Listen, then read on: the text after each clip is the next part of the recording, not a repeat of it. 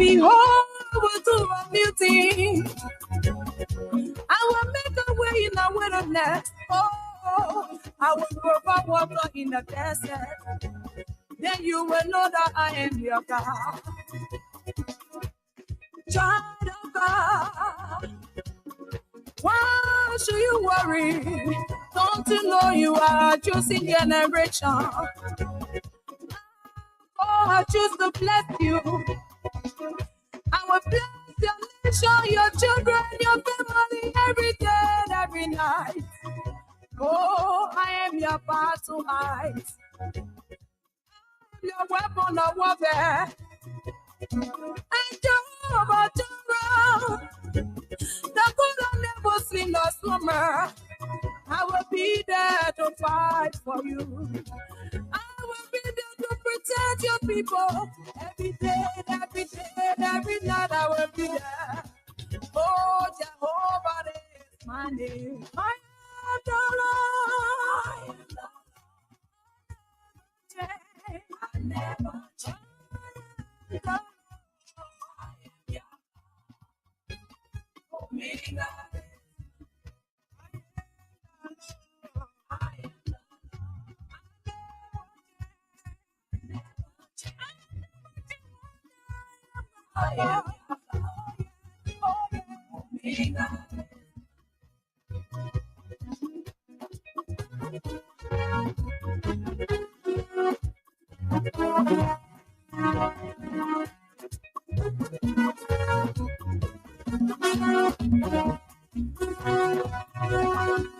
Hear the words of the Lord today.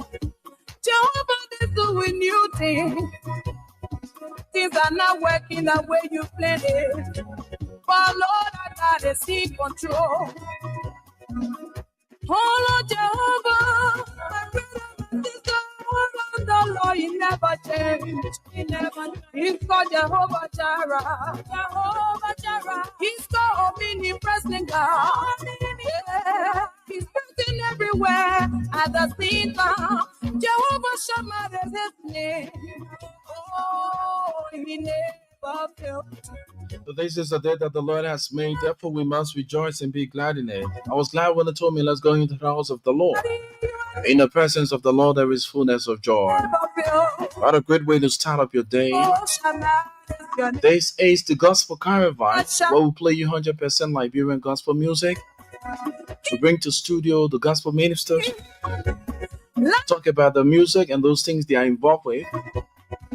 We provide you spiritual guidance through our motivational messages that is backed with biblical references. I am your presenter and producer. The name is Rufus Divine Conan. I lead and not follow. First among equals. Of course, I'm destined for greatness. I'm with you up to 10 o'clock this morning.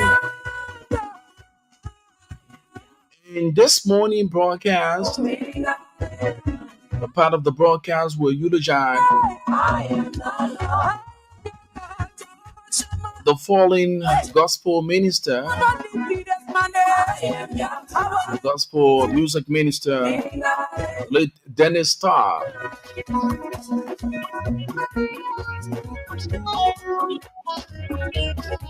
We'll be flipping over to some of his colleagues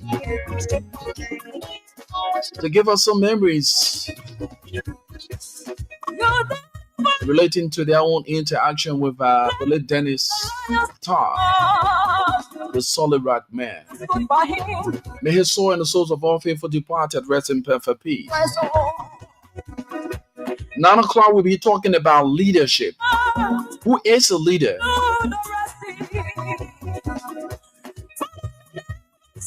So be there, I'm here. Together we say a teamwork supportive on this radio. So welcome to the Gospel Caravan. This is the Gospel Caravan. We love 105.1 with Rufus Divine Conan.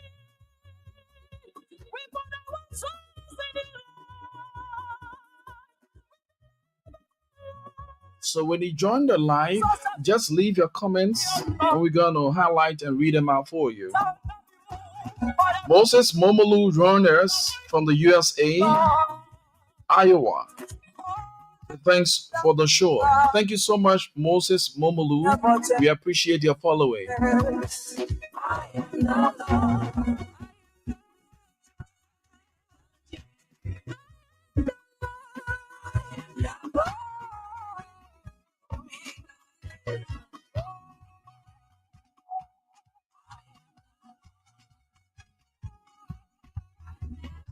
Oh, yes, I am the Lord. This is our team that introduces and wind down the curtains on the program, The Gospel Caravan. Our fallen brother, Dennis Starr, lost his life a few days ago, and we will be reaching out to some of his colleagues to share with us those sweet memories they had with him while he was alive. And what next after here? What lesson learned and what they can do in uniting themselves as gospel ministers. You know, let me say for the fight today, I'm one person who's against the A in the acronym LACMA. Um, Artists will also be delving into that. Artists are those who are performers. And for those of you who are involved with gospel administration through songs, you are not an artist. You are a gospel minister. You are a minister of the gospel. You are not an artist. So it's my plead or my call to the leadership of LACMA, the mother body of all gospel ministers in this country, to change that A from the acronym and replace it with M. Hmm? You are ministers. You are not artists. You are ministers. You are not artists. So we'll be giving you detailed analysis as well when it comes to you bearing the name artist and what effect it has on you guys. Yeah, the name artist that you carry, what effect it have on your ministry. Hmm? That gift God has given you to minister to his people, and you refer to yourselves as artists. So we're going to be blending it with leadership, what leadership is. All right, so let's get a song. We'll play a couple of songs from our fallen brother Dennis Starr, who lost his life a couple of days ago. So let's get this one. What kind of man is this? What kind of man is this? What kind of man is this? Oh, even though we obey. What kind of man is this? Oh, what kind of man is this? Oh, what kind of man is this, Jesus? Oh God, even though we obey. He's the light of the trouble Judah. He's the bread in the morning star. He's the way maker out of the way. Oh God, even though we obey. He the first and the last. Oh God, even though we obey. Father, I worship you, God, this time. I give you the glory, Jesus. The Bible says in Matthew 23 to 26, One day, Jesus and the disciples rode on the sea, and then heaven storm came, and Jesus was resting at the bottom of his ship, and heaven storm came, and the disciples were confused. But one thing came to the mind. This is the Gospel Caravan One of them went to on Jesus Love and 105.1 with Rufus Divine Cunning. Master, you are resting at a time. We are about to sing. And Jesus rose and came and with him to the sea, and the storm became still. And the disciples looked at one another. John looked at Peter, Peter looked at James, and James looked at Andrew, and Andrew looked at Matthew, and they looked at one another and they said, what kind of man is this Jesus? Even the wind obey, even the storm obey the voice. Then they begin to worship God. Father, I bless you. I came to worship you, God. You are healer or healer. God, we give you praise. I worship you, God. You are the King of kings. Even though we obey your word. Father, I bless you. From Father Single, this is Love FM 105.1. What kind of man? This is Love FM 105.1. What kind of man is this? What kind of man is this, Jesus? Oh God, even though we obey. He's a from Judah. He's the bird in the moon, the star. He's the way maker and the way. Oh God, even though we obey. He the first and the last. Oh God, even though we obey. What kind of man is this? What kind of man is this? What kind of man is this, Jesus? Oh God, even though we obey.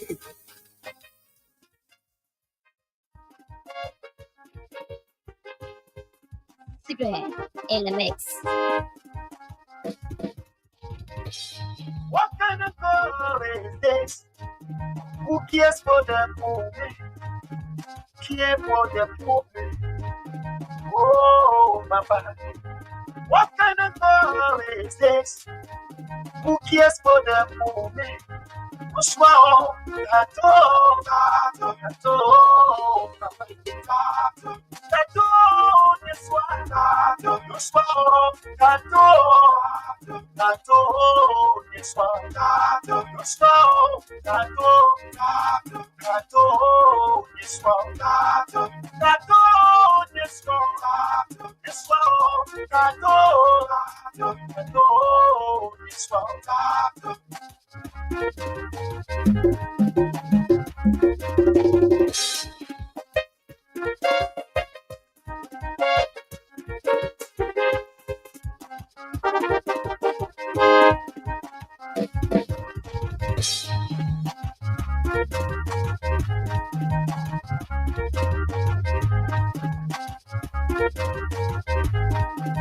it's one of the corner, and I feel like a swallow. Oh, don't make the getting spano. Gotta do away. Oh, Baba. Oh, Baba. You swallow, you swallow,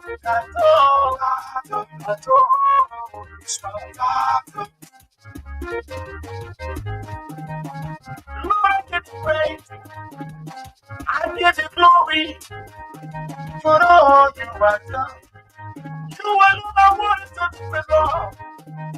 Oh, Baba, thank you, Baba. Thank you, Baba. Lord, we give you thanks. We give the praise on name for all you have done. Oh, Baba. You swore that you swore that Baba said to leave my hands. Oh yes, we try to elogiate our brother this morning, the late Dennis Starr. If you did not know, get to know. Dennis is no more, but his soul and the souls of our faithful departed rest in perfect peace. So this morning we're going to be reaching out to some of his colleagues. If you are there, and we're going to open the lines as well so that you phone in and give your memories about this gospel minister who left us a couple of days ago.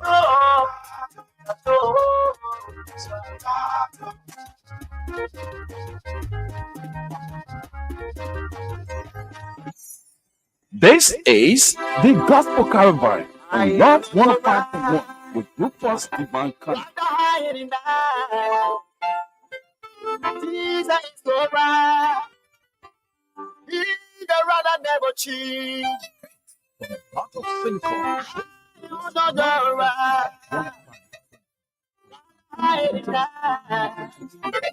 This is the right. He the rather never move.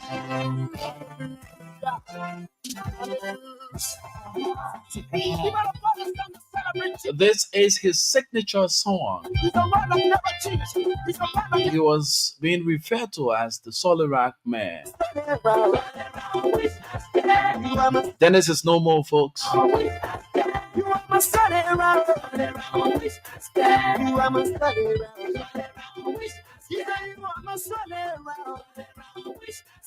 You are my solid rock. You are my solid rock. You are my solid rock.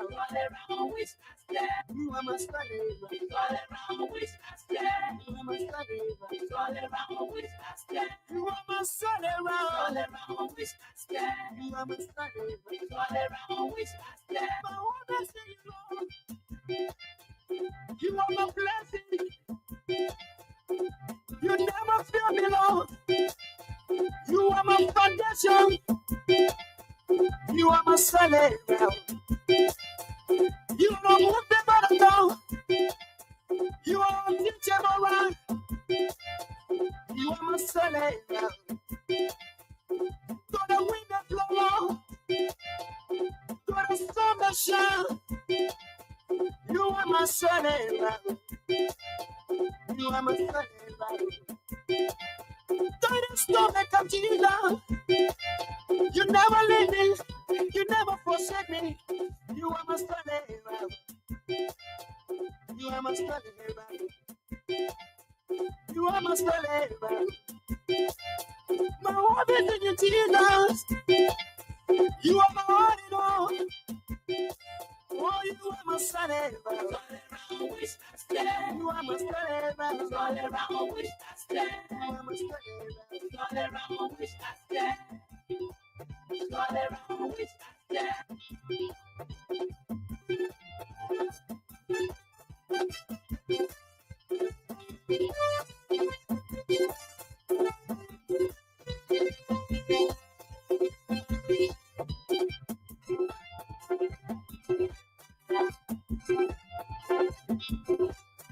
You are my solid rock. Yeah, but do I know I'm alone? But what do you choose out? You are the one I never choose. You are my solid rock.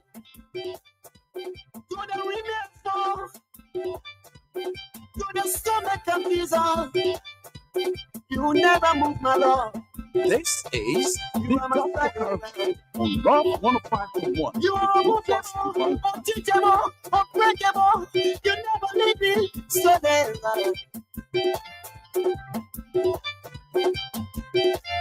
When I'm telling you, give me little water. You are my solid ground. You are my solid ground. You are my solid ground. Send me low, no better, no better. You are my solid ground. You are my solid ground.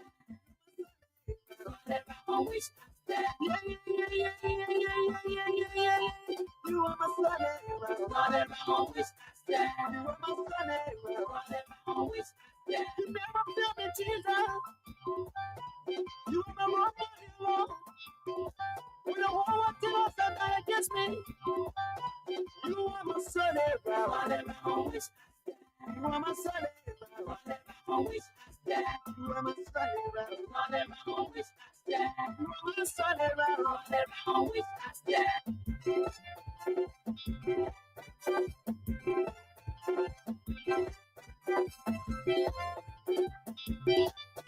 I will serve you forever. I will give you the worst of the presence. You are my son. Oh yes, trying to elogiate our brother this morning Jesus. who left us a couple of days ago. When I was frustrated and confused, Dennis Starr, you came to my his soul and the souls of all faithful departed rest in perfect peace. This is the Gospel Caravan, and this was his signature tune. to the wind and blow, to the wind and fall. You are my solid ground. You are my solid ground. You are my solid ground. You are my solid ground. You are my solid ground. This was the song that brought the late Dennis Starr to the limelight when he featured Minister a Black Hole Tour.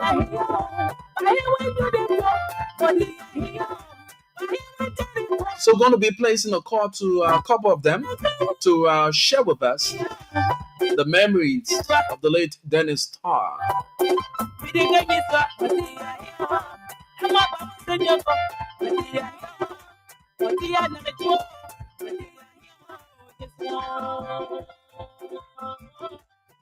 You are my solid ground.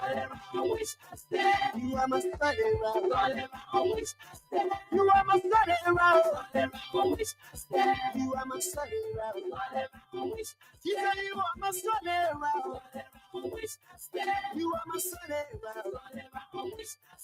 You are my solid ground. You are my solid ground. You are my solid ground. You are my solid ground. You are my solid ground. You are my solid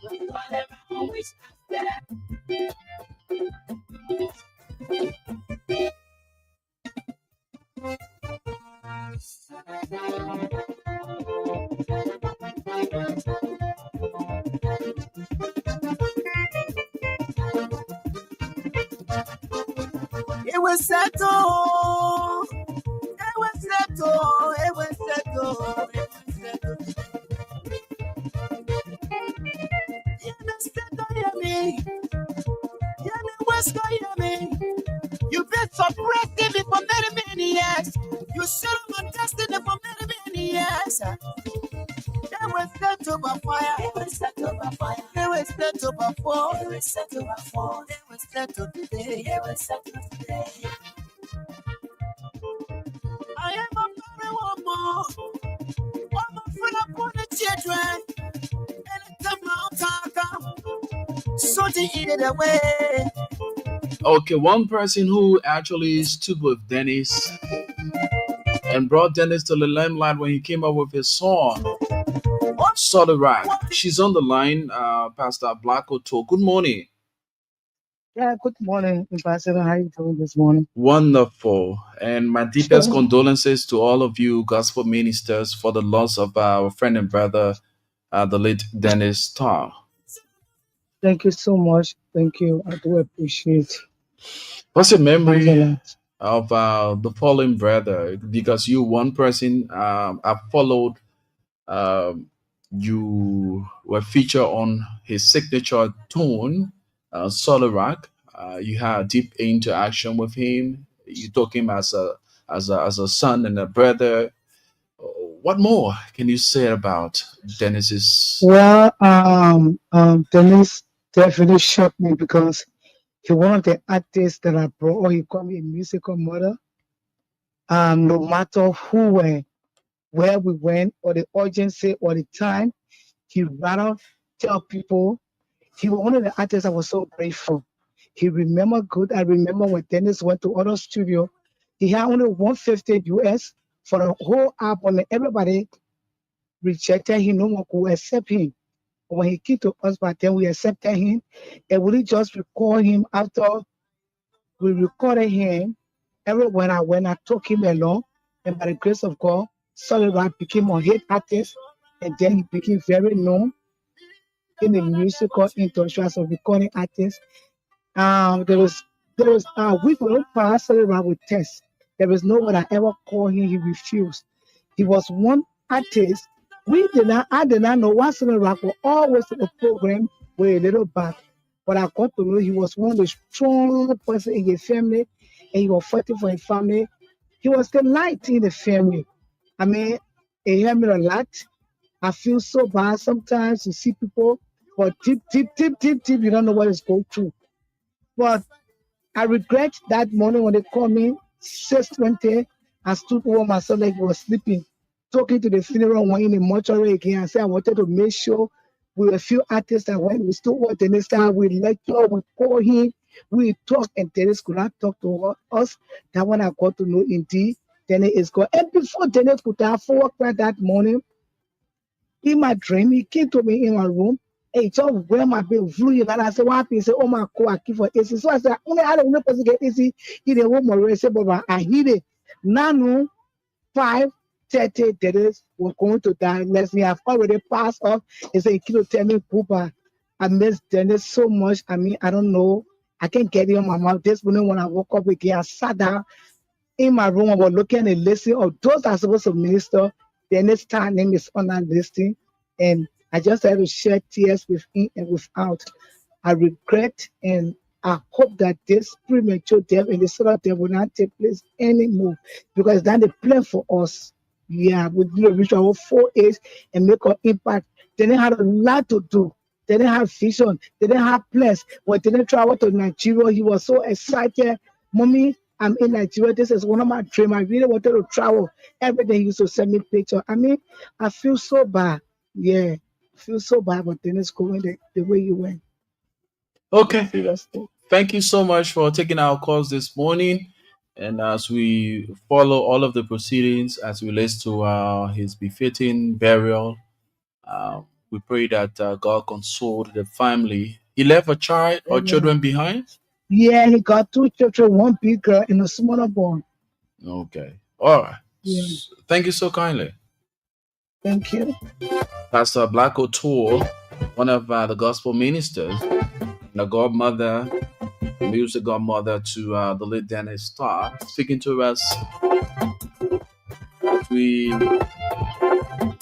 elogiate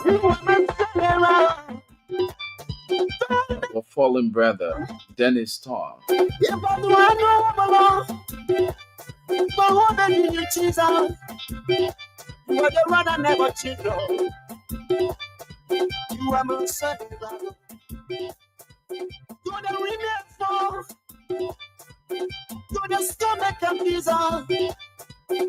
never move my love.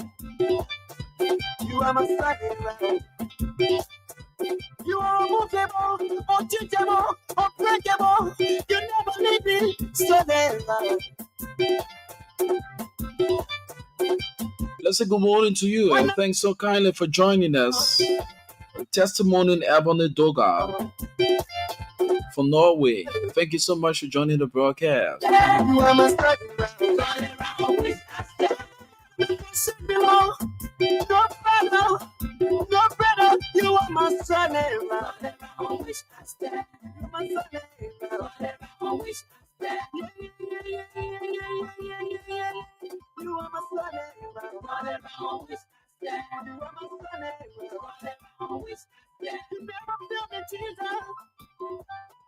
You are my one. We don't want what you know that against me. You are my son. You are my son. You are my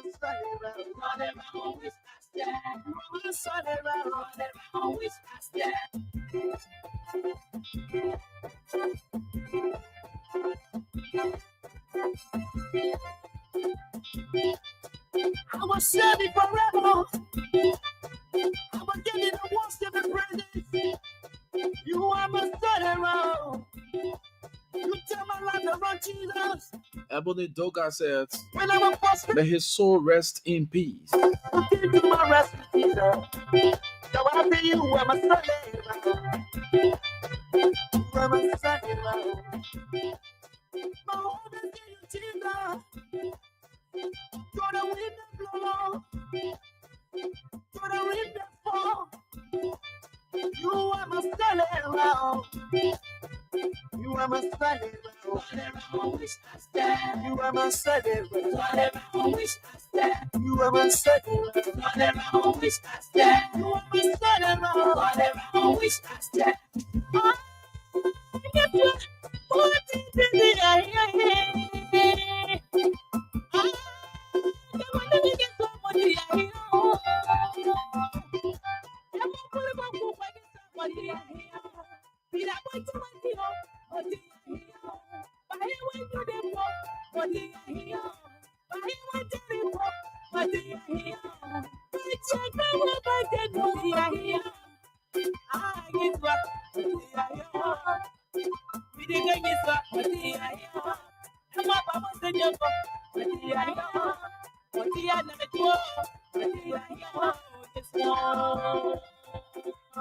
It's the dawn of a new day. We have on the line one person who couldn't hold back her feelings, couldn't hold back her tears when she arrived on the scene where our fallen brother, as we tried to eulogize him this morning. Minister Abigail Vainton is on the line. Good morning. Good morning. How are you? Wonderful. This is Love FM and I'm Rufus Cannon. We try to eulogize our brother, our fallen brother, Dennis Starr, this morning on the radio. So we thought it wise to call some of you who were very close to him and you all did the same old thing, ministering the gospel through songs. What's your memory about this fallen brother?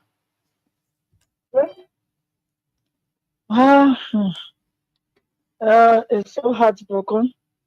For us, it's not an easy thing at all. But we just gave God the praise. We got to the house that day, the day he passed off. And I was able to talk with the sister, and she told me he only cried on his stomach, that his stomach was spinning him because, as we all learned that day, he was to go and minister in Brazil at Pastor Zed, his church. So they were awaiting him on the crusade, but the stomach pain could not give him chance. So he couldn't go. And then they said he slept that whole night. And the next morning, they put water on the fire for him, took bath. Time for him to take bath when calling him, and he was already gone. So that was the only information that I got from the sister concerning his death. So they tried rushing him to the hospital, but then the people actually confirmed that he was actually dead on arrival. So I don't know, but it's just not easy to just lost somebody like that. He was very close, very close. He one person who you would tell the artist, so you don't go to Minister Abigail husband washing. Can you one food one time when you eat, you know, yeah, she know how to measure people's stomachs. She will give you food. like last week, I mean, you know, and we're that close and used to laugh, joke, and all together. But to see that, my dear, it's not easy, it's not easy, it's not easy. I just couldn't hold back. I went to the house, I couldn't hold back, seriously. But in all, we just thank you that he didn't go through suffering for long with sickness and the rest of it before going, at least by the grace of God, he died, and we know that he died in the Lord because he was always in the presence of God. So, what is your own message to others who are left behind, ministering the gospel through songs? What I would say to our people out there, young people, young folks, let us stay in the presence of God. Let us know this God personally for ourselves. Let us have a personal relationship with God. It is better to be in the presence of God. Even when something happens, at least you know your God and you know where you are going. So let us all be, aware that there are troubles, there are problems out there that we will face. But with God being our protector, He's going to guard us, He's going to protect us, from all these things. And even if the time is ready for us to go, at least we will know where we're going because we have a personal relationship with the Lord. So I want to admonish us, good time is good, pleasure is good, but we shouldn't be driven away by all those good life and forget about the Creator. Our Creator, He's the one that we're supposed to have pleasure in. So I would just want to use this time to encourage our young people out there. It is not easy. Sometimes people say, sometimes people say, the way I'm young that day, I gotta enjoy myself. Let me enjoy my young days. There's nothing like enjoy young days. You can be in the presence of God. You can know God personally. You can still enjoy yourself. Serving God is not boring. You can still enjoy yourself. So I want to tell us out there, let us keep focused on God and let Him be the way. Let Him be our way. In Jesus' name. Thank you so much for the encouragement, and thank you so kindly for giving your own input as we eulogize our brother Dennis Starr this morning. Amen. She's Minister Abigail Vinton, one of the powerful voices when it comes to gospel music administration in our country. So we try to eulogize our brother this morning, the late Dennis Starr. It's so hard this morning for me to say, yeah. Like she said, let us get to know God for ourselves. Ebony Doga writes, Idin Mubarak to all my Muslim brothers and sisters. May God grant them long life and prosperity. Hey, happy Ramadan to all of our Muslim brothers and sisters. This is the day that the Lord has made, therefore we must rejoice and be glad in it. Taking few minutes of our time to eulogize our brother, the late Dennis Starr, the song you get in the background. Dennis lost his life a couple of days ago. May his soul and the souls of all faithful departed rest in perfect peace. The Bible says, Jesus gave to the poor. Jesus gave to the poor man. The poor woman and the poor children. So the Bible says, what you talk us down? Talk us down. Everybody was confused. Everybody was confused. What does I have to die? She was so good, very, very good. Everybody begin to cry. Everybody begin to weep. Let's believe everything together. And let's run into the door. Oh, Jehovah. Jehovah. Hear us today. This is Love Radio 105.1, and we have on the line as we try to eulogize our brother, fallen brother Dennis Starr, who lost his life a couple of days ago. The president of Blackman is on the line, Minister Miracle Ketor. Good morning, Rufus Cannon here. Yes, good morning, everyone. How you doing? And our deepest condolences for the falling of our brother Dennis Starr.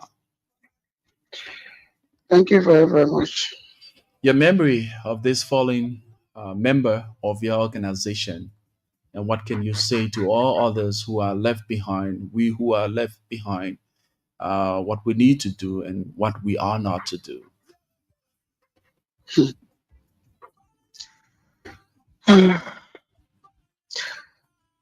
Let's not go over ourselves. Let us have personal relationship with God. Because we only know now that you and I are talking. We only know that we woke up this morning, we got our plan to go to work, we got our plan to go to church, but we do not even know how the day is going to end.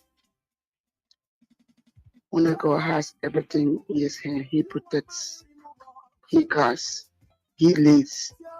Let's know God for ourselves, and let's improve our relationship with God, to have a good standing with God in all that we do.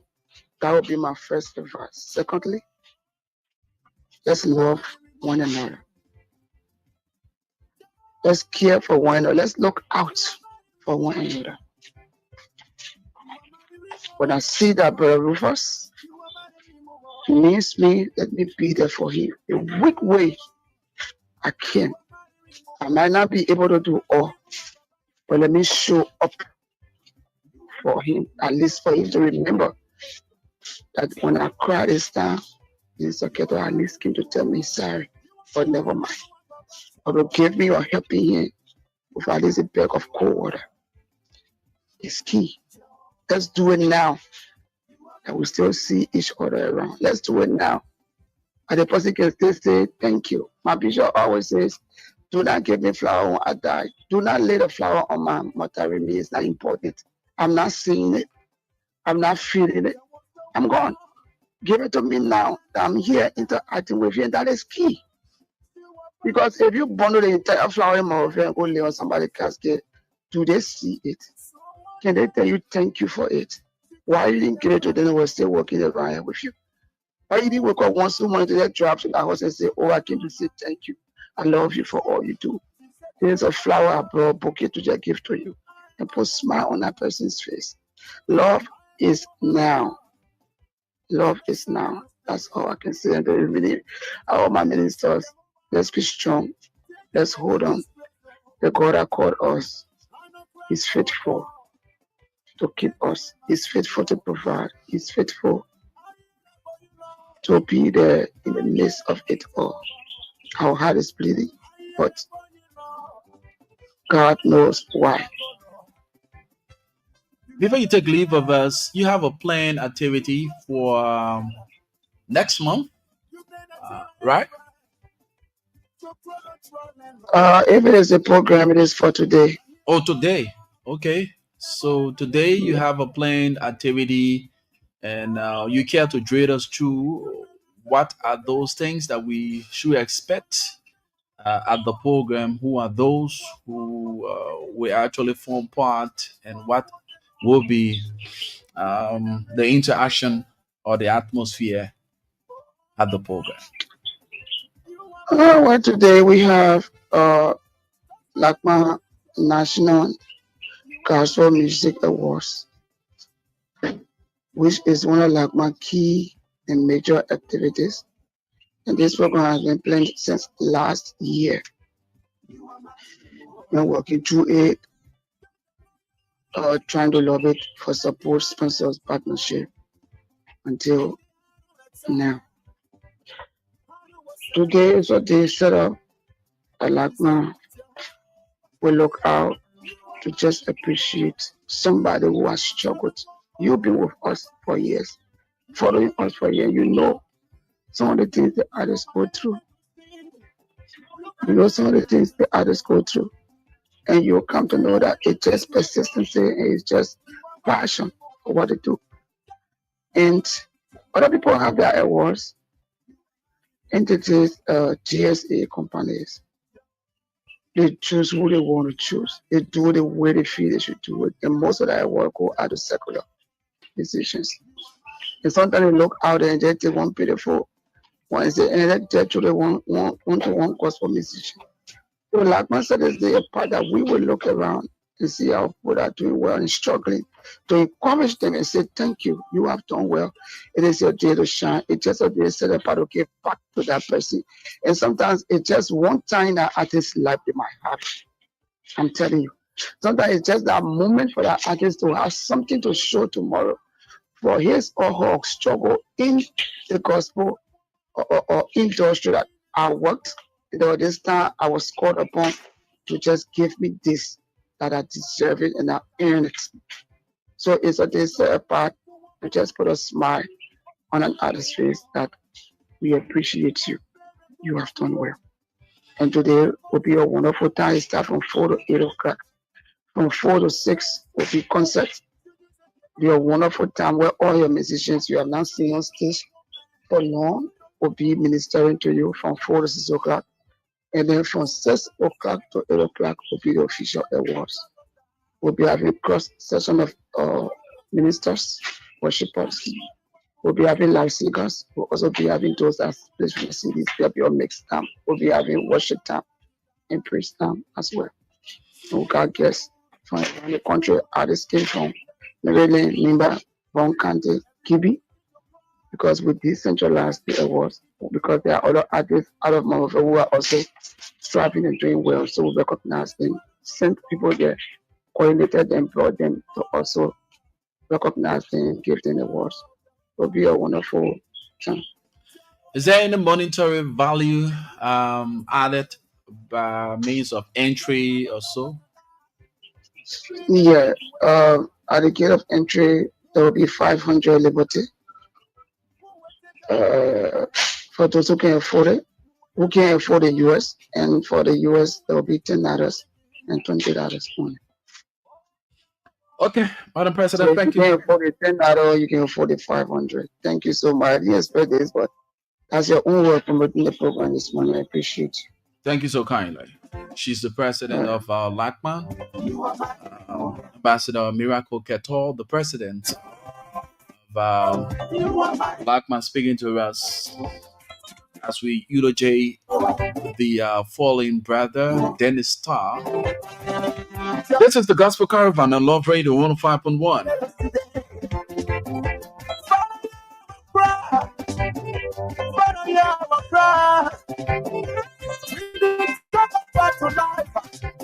We need to talk about to life.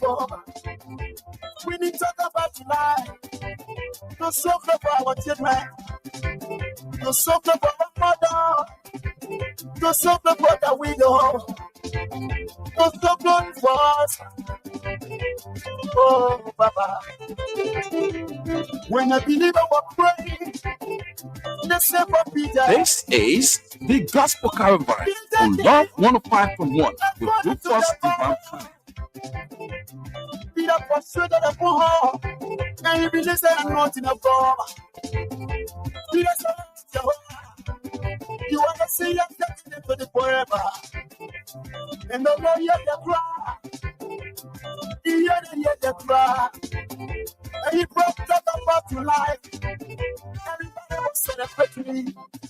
The rest of us said, you are my reward. Jehovah, you are my remover. Jehovah, you are my remover. When I want to property, you see my story today. When nobody knew my Lord, that's the time you came to my rescue. When I want to see me in the space, you break away my body, Lord. Everybody told me, sing it, Jehovah. You are my remover. You may wear the way, Jehovah. You are my remover. You take away my reproach. Jehovah. You are my remover. You take away my sin, Lord. Jehovah. You are my remover. Somebody tell me to say, Jehovah. You are my remover. Get it done, Lord. Jehovah said. This is Love Radio 105.1. We have one of Liberia's promoter of gospel music. Yes, Eddie Hammond. He been in the business, and he's still in the business of promoting Liberian gospel ministers. And we've lost a brother, Dennis Starr. So we thought it wise to eulogize him this morning, calling gospel ministers, calling promoters. Eddie, you Yeah, I mean, interact with you caught me unaware, but I that. prepare That's for why you. it's always that's one as a surgeon you always prepare. Yeah. Eddie, you are one of those who actually promote all of gospel ministers in this country, like we do. And you had interaction with Dennis. What's your memory of Dennis? He's no more. It's a very sad event for all of us, and it was surprising to me in that morning when I heard that he passed. And I've been knowing Dennis for a very long time. He's a very active guy. He was a very active guy, and one song he did that catches the mind of everybody, Matthew Removal, and that was a brand for him. It was a brand for him, and I mean, it's frustrating, but I mean, this is God's will for mankind, and we are all hurt, and all we can do is to pray for the family, pray for the union, and on that day we always show our faces there, and to sympathize and to show remorse and sympathy to the family. But again, I'm hurt, and somebody, and before I stated, I mean, this is our passion to promote gospel music. This is what we do to celebrate our soul. And so we cut across the land of gospel promoters, whether other Liberia in Liberia, we cut across. And so whatever happened to any of artists, it hurt all the well, anything, because we get a bond between us, the relationship between us, the sisters and brothers, friends and ministers together. You get called, you just take a telephone call, you say, look, I'm having a program next week Sunday. Can you come and minister to my church? With no hesitation, it comes. Okay? And this is the relationship we have with them. But I mean, almost like he has traveled, and then his travel, he gone out of the country, he'll be back soon, time. This is just like that, like a paper. So what's it called? What's your own message to all us who are left behind, all of us, the gospel ministers in particular, as they continue to minister to the lives of people, winning souls unto Christ? You know, my call to them is not don't be just an ordinary minister, but be a minister of honesty. Be a minister not for yourself, but promoting God's word through your administration. And serve God the best you can. Sometimes people say, "Oh, we go somewhere, the same for us." But I know that pastor who get history who walk from one journey to another. Another pastor who he walk. When listen to Pastor Otter Bay, he will tell you that hey, many places I went. I mean, so now walk to come and walk to go back. He will not even give me anything. But today, you see, you want the best preacher. Sometimes people will call you. One song that stir the mind of your soul, somebody and somebody willing to Christ, is a plus for your ministry. And so I will urge all of them. Yeah, it's painful, it hurt, but it's also serve as a reminder that anytime God can call anybody. And so whatever you're doing, do it to the best of your ability, not to glorify man, but to glorify God. Not to glorify yourself, but to glorify God. Not to showcase yourself, but to showcase the glory of God. That this is where God has called you. And also minister in your church. And I mean, something is play a role in your church, serve in your church, serve in the choir, whatever you can do in the choir, serve there because Yeah, you get yourself ministry, but be a worshiper, be a full member, be a minister in the church, in the choir. Do everything you can in the choir, and see what going on, what will not you're not putting forward. I want to say thank you, Rufus. You know, I just talked to Fanny Bessie this morning, and I talked to JKB this morning. If I call him when the day I called information, we all were shocked because when it comes to gospel music, you, Uncle V, and JKB and myself in that period of time, but the two of them have dropped off, and we still running after it because this is what we are called to do, and this is our passion. I'm LNTV, and every Sunday by the grace of God, and another guys who are also encouraged on OKFM, Rufus, another Rufus there too. He's there too, trying to promote Liberian gospel music. So gradually, as we feel away, God still give us the strength to move on, to wake up in the morning and wake up in the evening to go promote His word through, His word through our talent He has given us. We'll have no regret doing that, and I have no regret promoting Liberian gospel music and promoting God's word through songs. Eddie, thank you, man. Thank you so kindly. You just kindly sent me Uncle Vanny Bese and JKB's number. So let me place a call to them as well. Okay, man. Thank you so much for the surprise, bro. I will do it to you too, man.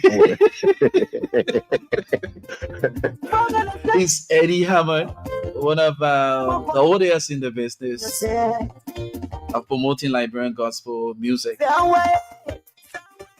He's there at LNTV. Gilbert Noriga, thank you so kindly for joining the broadcast. So if you're following, just leave your comments. I'm going to read them out for you. This is the Gospel Caravan. My name is Rufus Divine Connect. I pray the seat of this morning as we eulogize our fallen brother, the late Dennis Todd. The song you get in the background was done by him. He's no more. He died a couple of days ago. His soul and the souls of all faithful departed. Rest in perfect peace.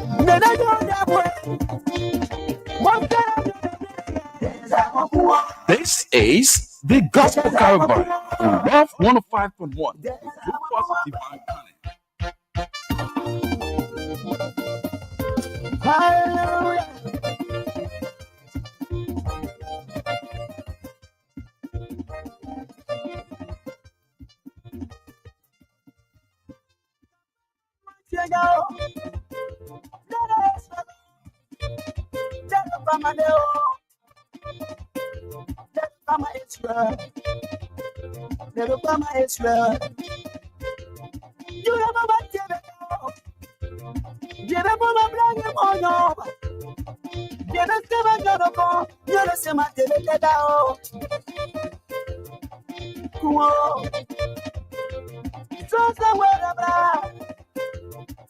Let's say good morning to you, Mr. and Mrs. Elkina Al Phillip. You're there in the USA, an ardent follower of the Gospel Caravan. Good morning to you, Mr. and Mrs. Phillips. You're there in the USA, Texas, precisely. And all those foreigners from wherever you are, listening to the broadcast, viewing the live feed on Love TV Live. I'd love to say good morning. If you following us via my Facebook page, I say good morning to you. This is the day that the Lord has made, therefore we must rejoice and be glad in it. The flip side, 9 o'clock, we'll be talking about leadership.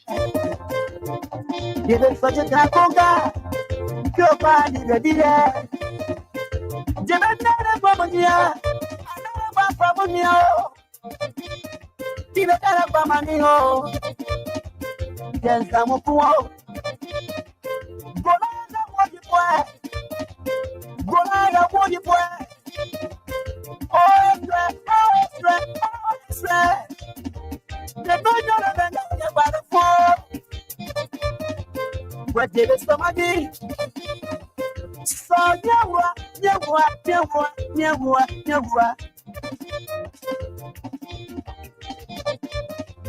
So I'm on you, boy.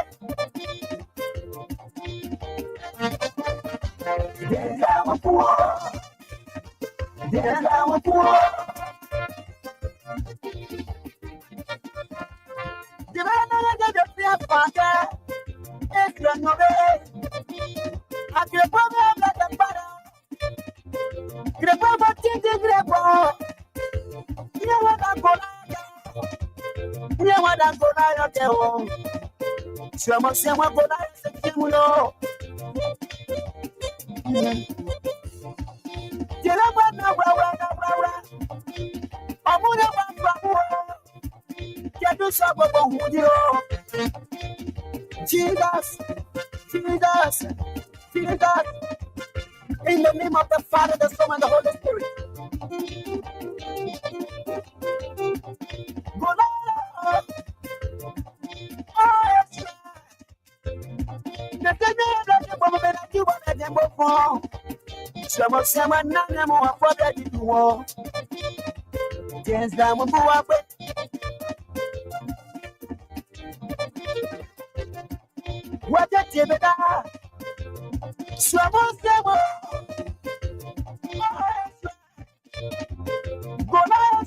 Good morning to you, Ayasin Yeba of LNTV. Ayasin Yeba, how you doing this morning? I also say good morning to you and your family. Ayasin Yeba.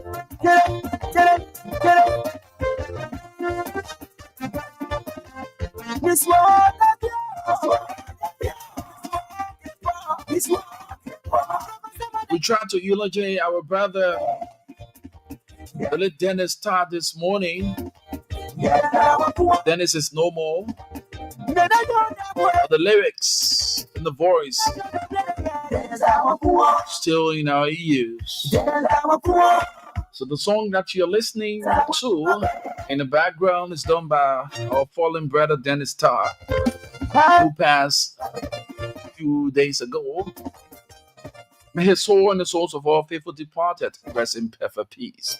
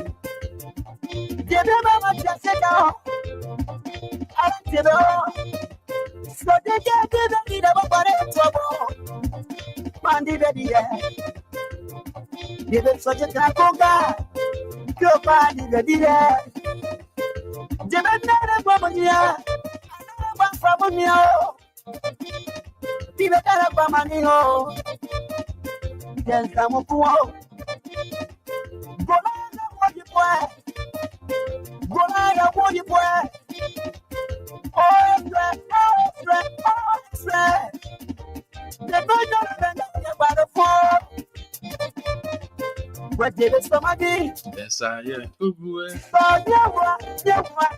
boy. Basa yo me be mwen, be ring.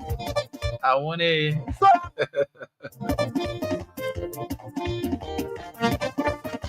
Let me say good morning to a professional colleague. Are you there at Aku FM? Miss Eunice Miller. Good morning. How you doing?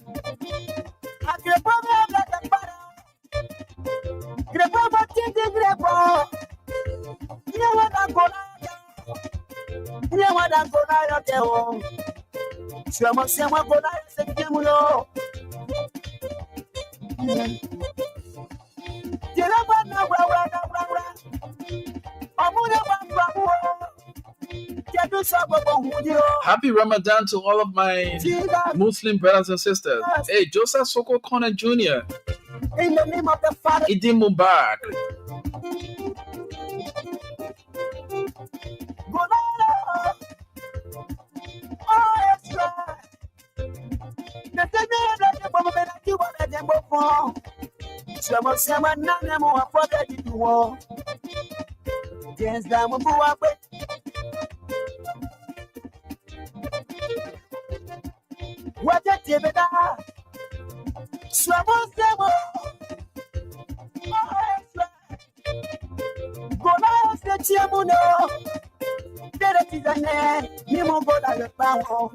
This is the Gospel Caravan on Love 105.1 with Rufus Divine Cunning.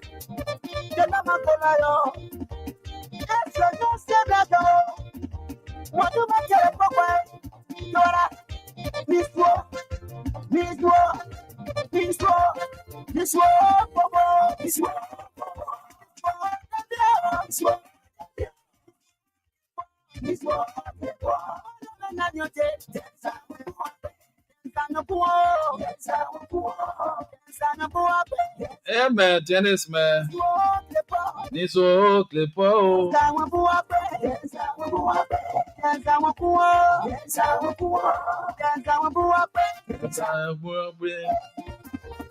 You know, I love the Bassa vernacular.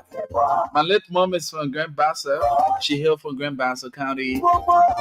So I have a Bassa blood running through my veins.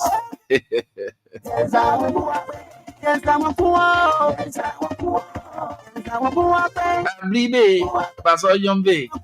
Mwayo.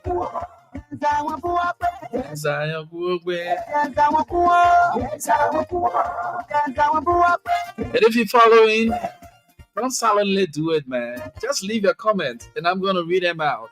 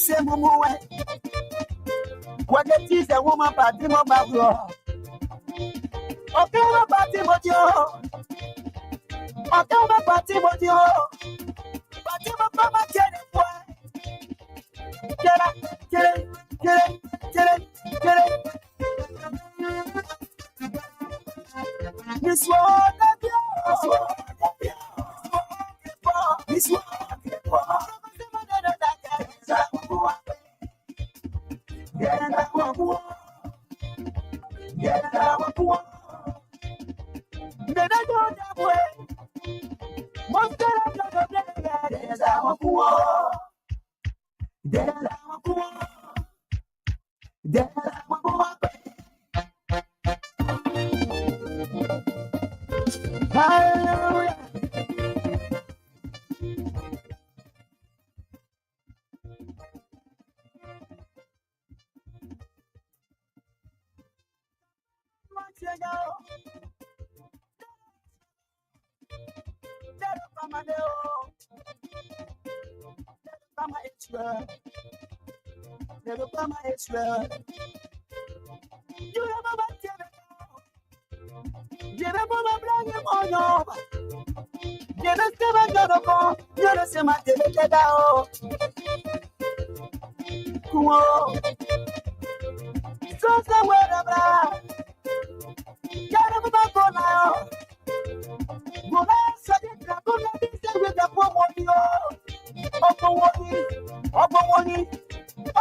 right.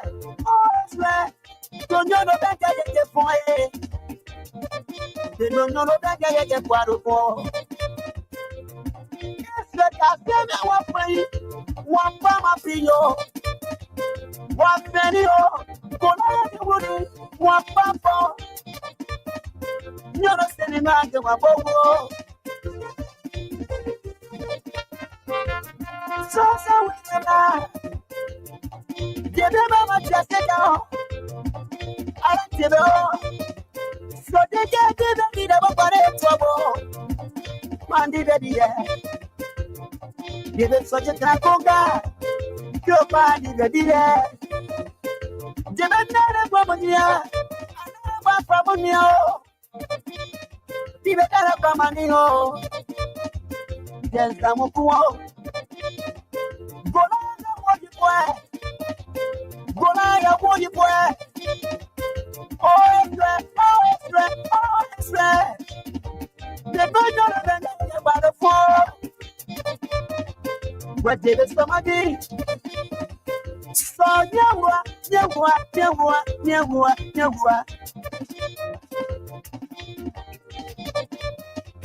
so I'm on you, boy. Yes, I'm a poor. Yes, I'm a poor. The man I get the fear father is your name. I can probably get the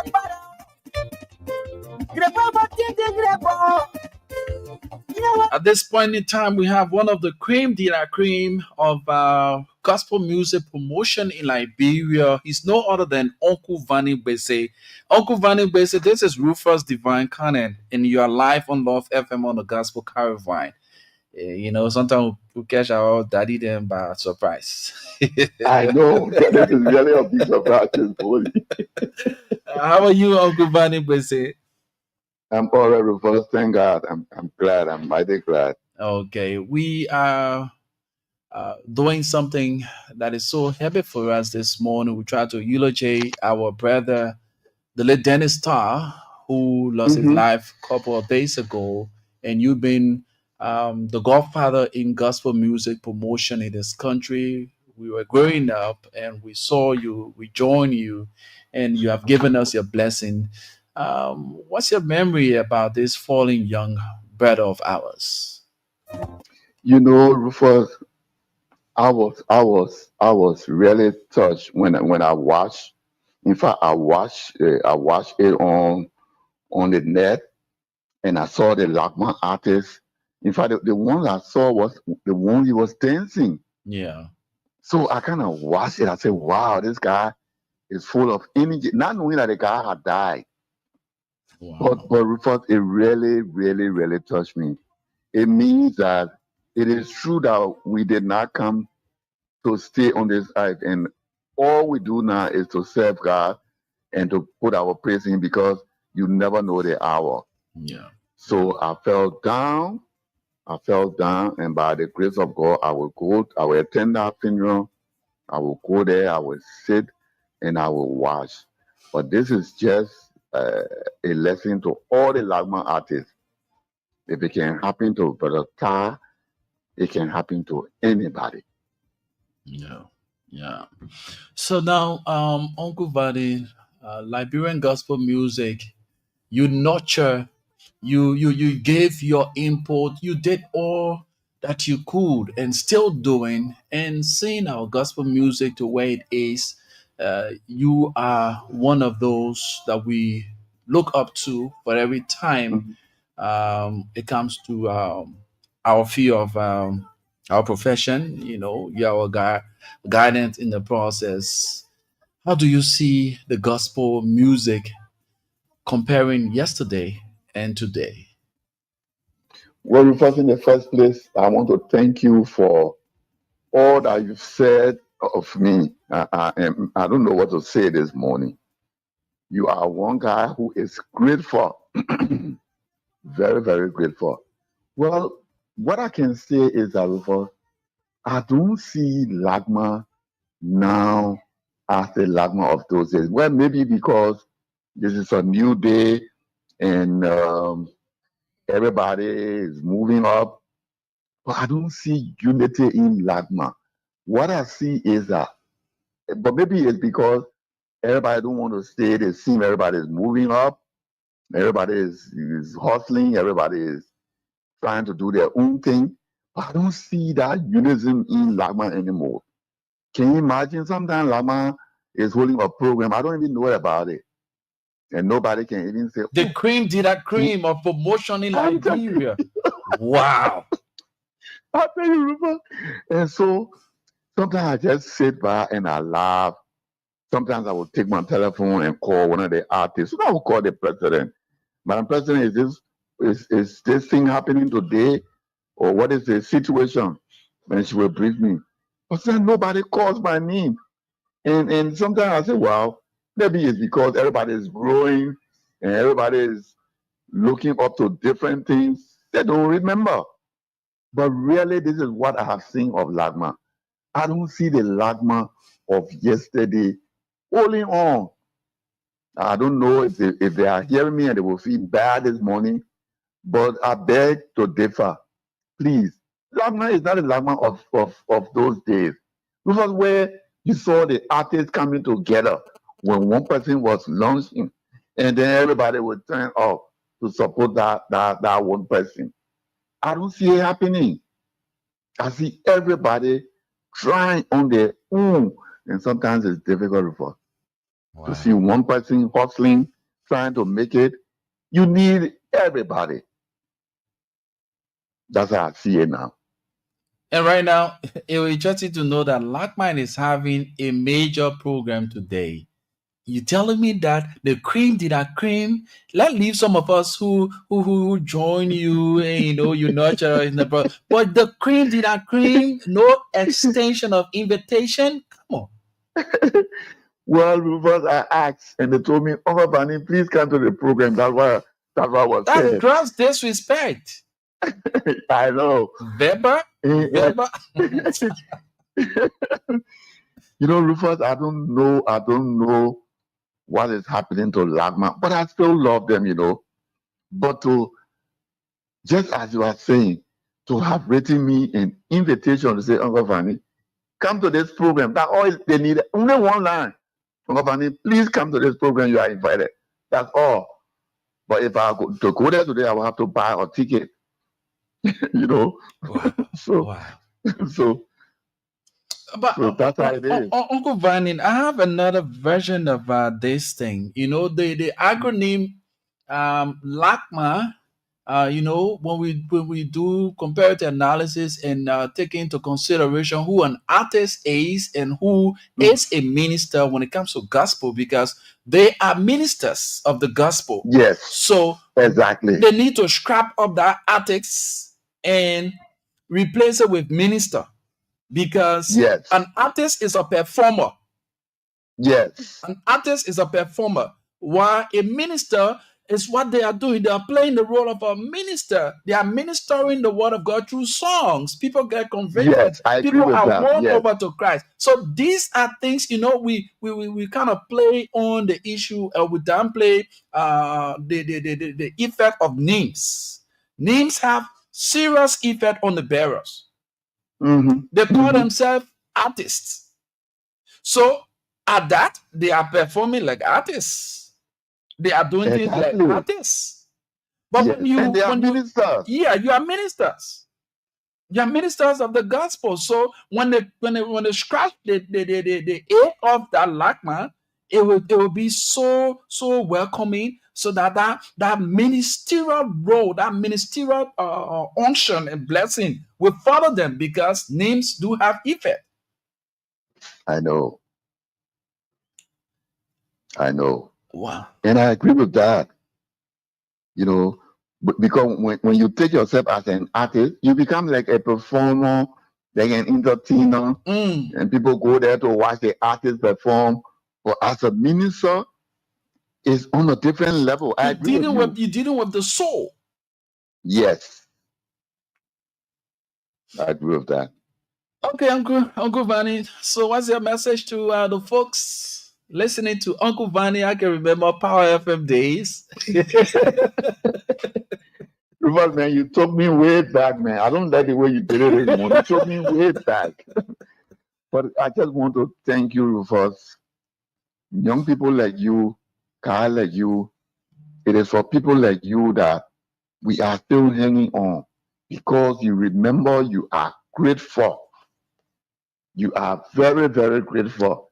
You took my mind back those days when I used to go to a concert. After the concert, I would be looking for money to come home. I'm telling you, I'll be looking for money to come home and the people are in the background checking their money and and things like that. But I just want to say to the ministers, I don't want to call them artists because as you said, they are ministers. No matter what you are going through, whatever it is, you can make it and put your trust in God and believe that you can make it. And to all the ministers from the past, and they call them old ministers, new ministers, please remember people that brought you up. Do not ever forget where you came from. Mm-hmm. Don't ever forget it. Sometimes some of them see me in the street and say, "Oh, our pa." I just speak to them and we pass by one another. But that Morovia Christian Fellowship Center, that was our base. Mm-hmm. I'm not talking about Broad Street, the Sports Commission. We did a whole other thing to those places. And today, sometimes when you are having a concert, I don't even know about it.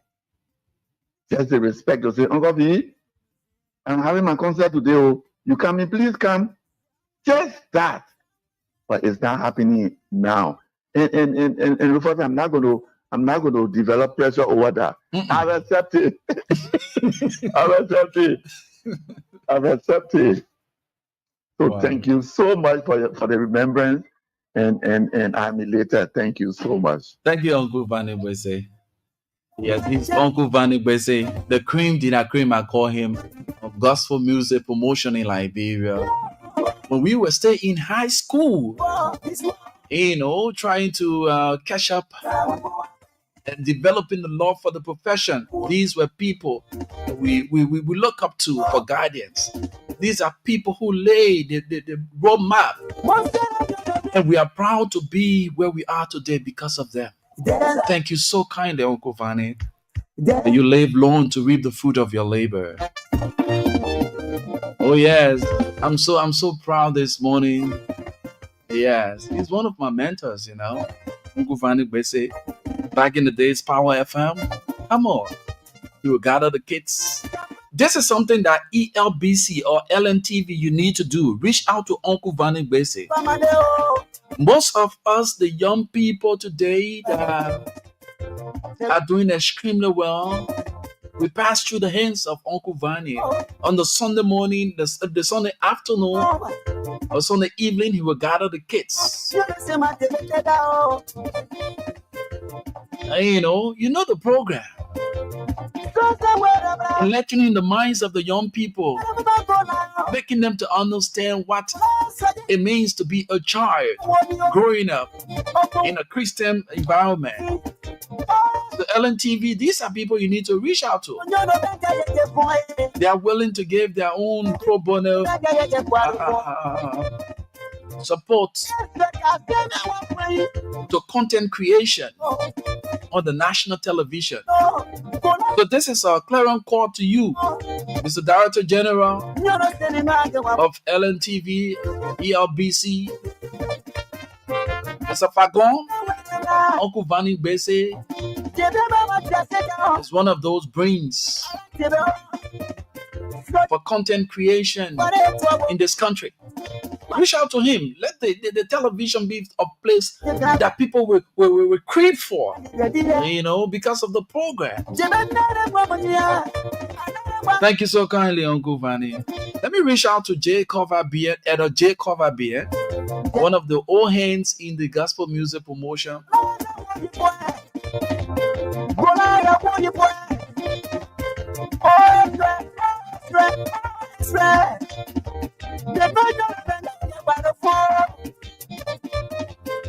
David somebody.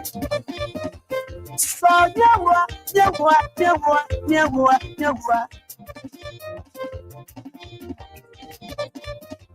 So I'm on you, boy.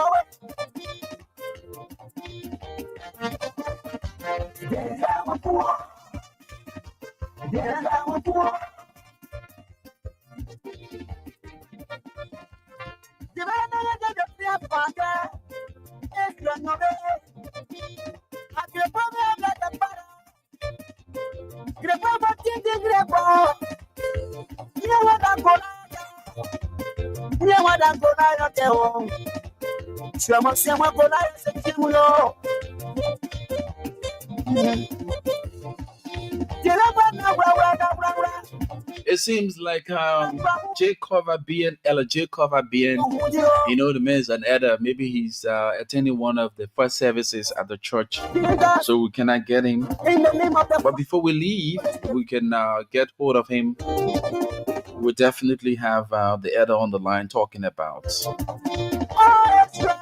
vibrant gospel music. Oh yeah. This is the Gospel Caravan. I'm Rufus, Divine Connect. Good morning.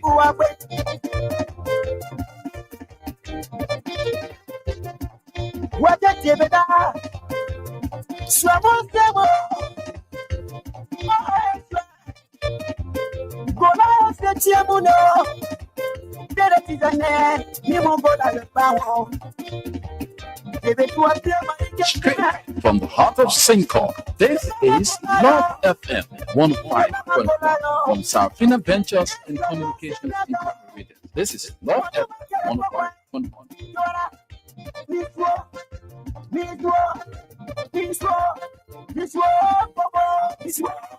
We get more of this song after our commercial commitment. We get more of the song, okay? And then we will bring you our teaching for the day. We'll be talking about leadership. My name is Rufus. You need a bank that cares about you. We are here to lend. Sending and receiving money across Africa is now cheaper, faster, safer, and even better with PAPS, the game changer in international money transfers across Africa. Now with PAPS and Bloom Bank Africa, you can enjoy instant cross-border payments made in your local currency without the need for any currency conversion. You can now pay school fees, make salary payments, remittances, trade payments, and do so much more with PAPS right from our internet banking platform, your Bloom digital app, or by walking into any Bloom Bank branch. Make and receive payments from the Gambia, Sierra Leone, Liberia, Nigeria, Ghana, Uganda, Zambia, and many other African countries with PAPS. For more information, visit our website or walk into the nearest Bloom Bank branch. PAPS with Bloom Bank Africa. Connecting payments, accelerating African trade. Africa, we make it happen. If you want extra small money for the things that you're not expecting, let me tell you about Momo Loan. The fast and easy way to be free with money problem. Momo Loan, the new way of taking care of things when you not get money. The first thing you got to do is to register *156*5# and you will select extra cash. Hey man, that one, that easy credit there. Momo Loan, they're not just giving you money, they are making you strong financially. Momo Loan, that your fallback position, that you're dependable. Go get it. Don't wait, go register today and control your money power with Momo Loan. Momo Loan, extra money for the things that are important to you.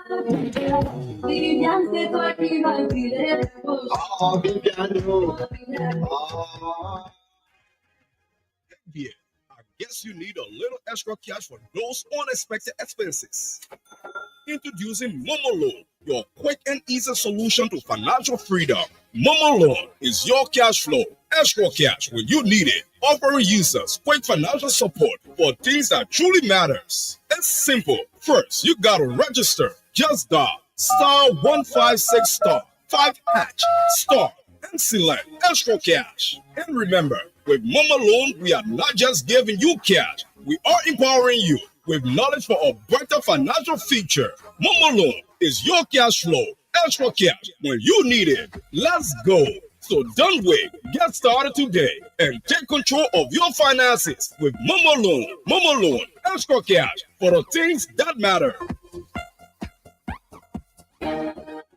Oh yes, after the commercial commitment, we back indeed. This is the Gospel Caravan, right here on Love Radio 105.1. Let's say good morning to you, Mark Goa. Mark, how you doing this morning? You join us. We love to say good morning to you and your family. You are one of our ardent followers. We say good morning to you, Mark. Hey, this is the day that the Lord has made, therefore we must rejoice and be glad in it. I was glad when it said unto me, let us go into the house of the Lord. In the presence of the Lord, there is fullness of joy. What are you doing this morning? Um, let's give God the glory. Okay, so we now have on the line the Elder J. Corvabian. Elder J. Corvabian with us this morning, one of the oldest hands in the business when it comes to gospel music promotion in Liberia. He's on the Gospel Caravan this morning. Elder, good morning. Good morning, Rufus. It's good to hear from you, man. It's been a little while. How are you today? Elder, I'm blessed and I'm grateful to talk to one of the mentors, the one who nurtured us to be where we are today. Look at that. Yeah. And we try to eulogize our brother, our fallen brother, the late Dennis Starr. So we thought it wise to reach out to those promoters, those ministers of the gospel, and you are one of those who play a pivotal role in the promotion of Liberian gospel music in this country. We just reach out to Eddie Hammond, we reach out to Uncle Van Wese, and now that we have you on the line, Heather, what you knew about this fallen brother, Dennis Starr? Believe me, it's starting my heart to have received a call early morning from Eliam and informing me that reports coming in says Dennis has passed. And I also received a call from one of the females who is involved with gospel music. They were not journalists, but they were there people who came around whenever we were doing LACMA activities and stuff like that. Rebecca Slonte informing me that Dennis has also passed through in great years. That too brought sadness to me. But if you ask my relationship with Dennis, yes, I knew Dennis very well.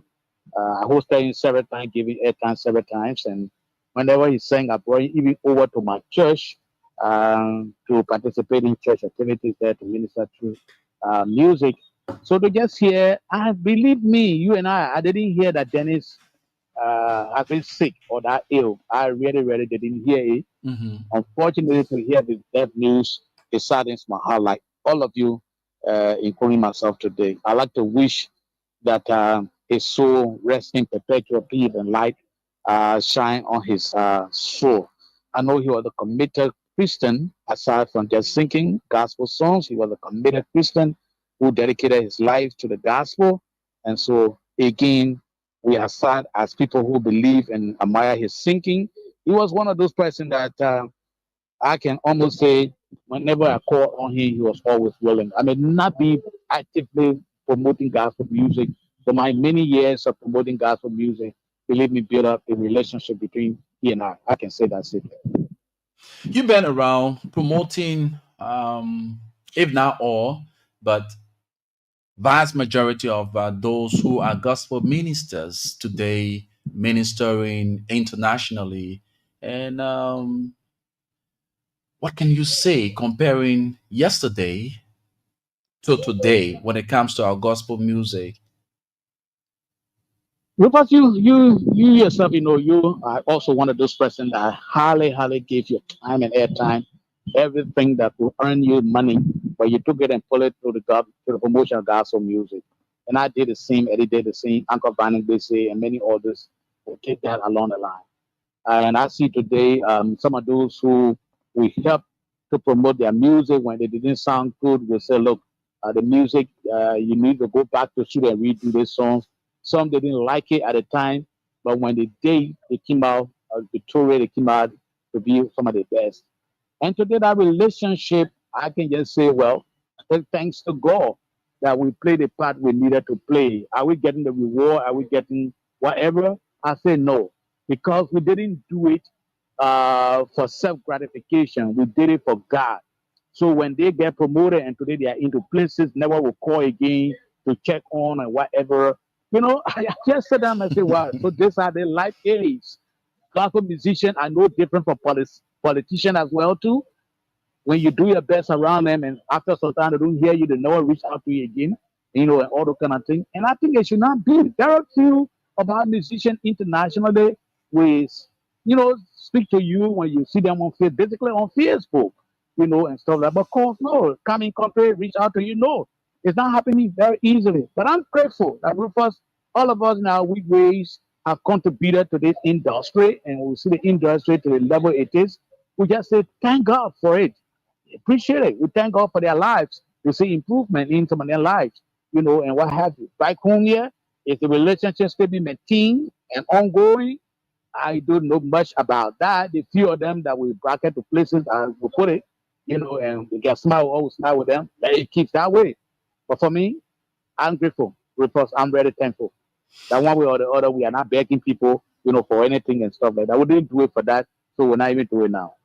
Name's Sky Effect, and I'm one person who's trying to push this that you scrapped the A from the LACMA because artists are those who are performers, while Mm. they are ministers of the gospel, but they bear the name artists. Mm. So could we remove the artists and replace it with ministers because they speak to the soul through their songs. They minister to lives. They are ministers and they still call themselves artists. So at that point, they are behaving the artists. So, uh, mhm. Well, I think there's something that we can all review. We look at, one way or the other. We can review that, sit and talk it over, pray about it, and see how we can go along with that. But this is something we are known all along.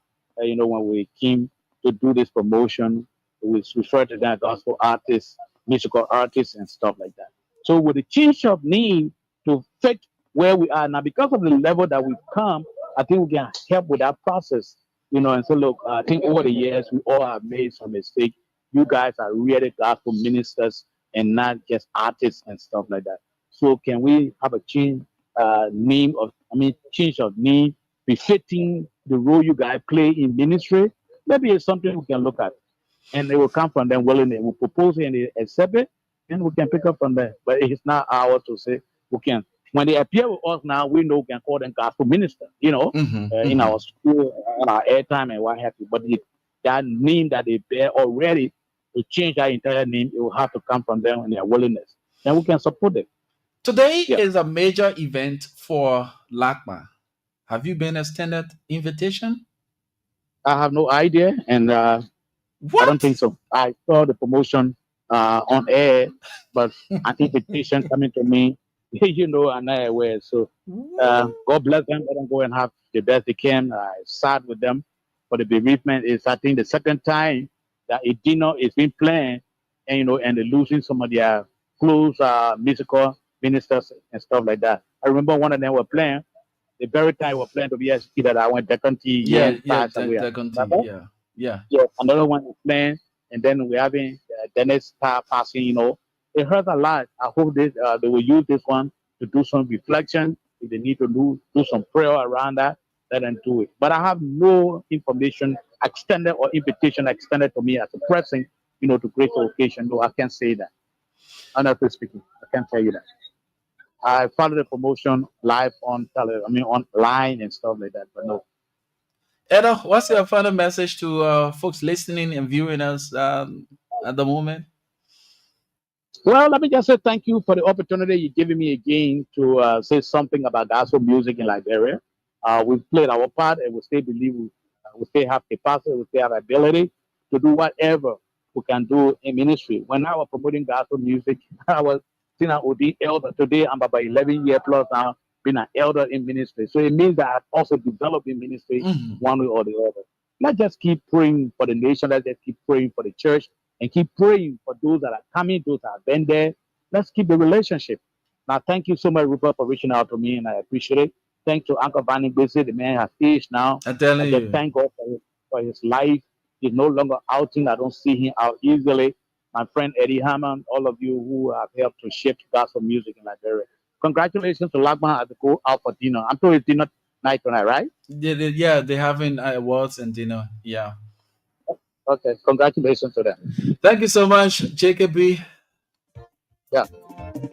He's Elder Jacob Abien, one of the major promoters of gospel music in Liberia. It was settled. Amen. It's a sad times, it's a sad time to hear that these great people who gave their platforms to these ministers of the gospel having been extended invitation. Someone who just joined the process, let take us off. But these great men, I can remember Jacob B at Truth FM.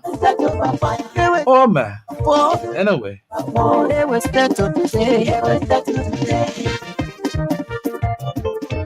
Coming up shortly, we go for our teaching this morning.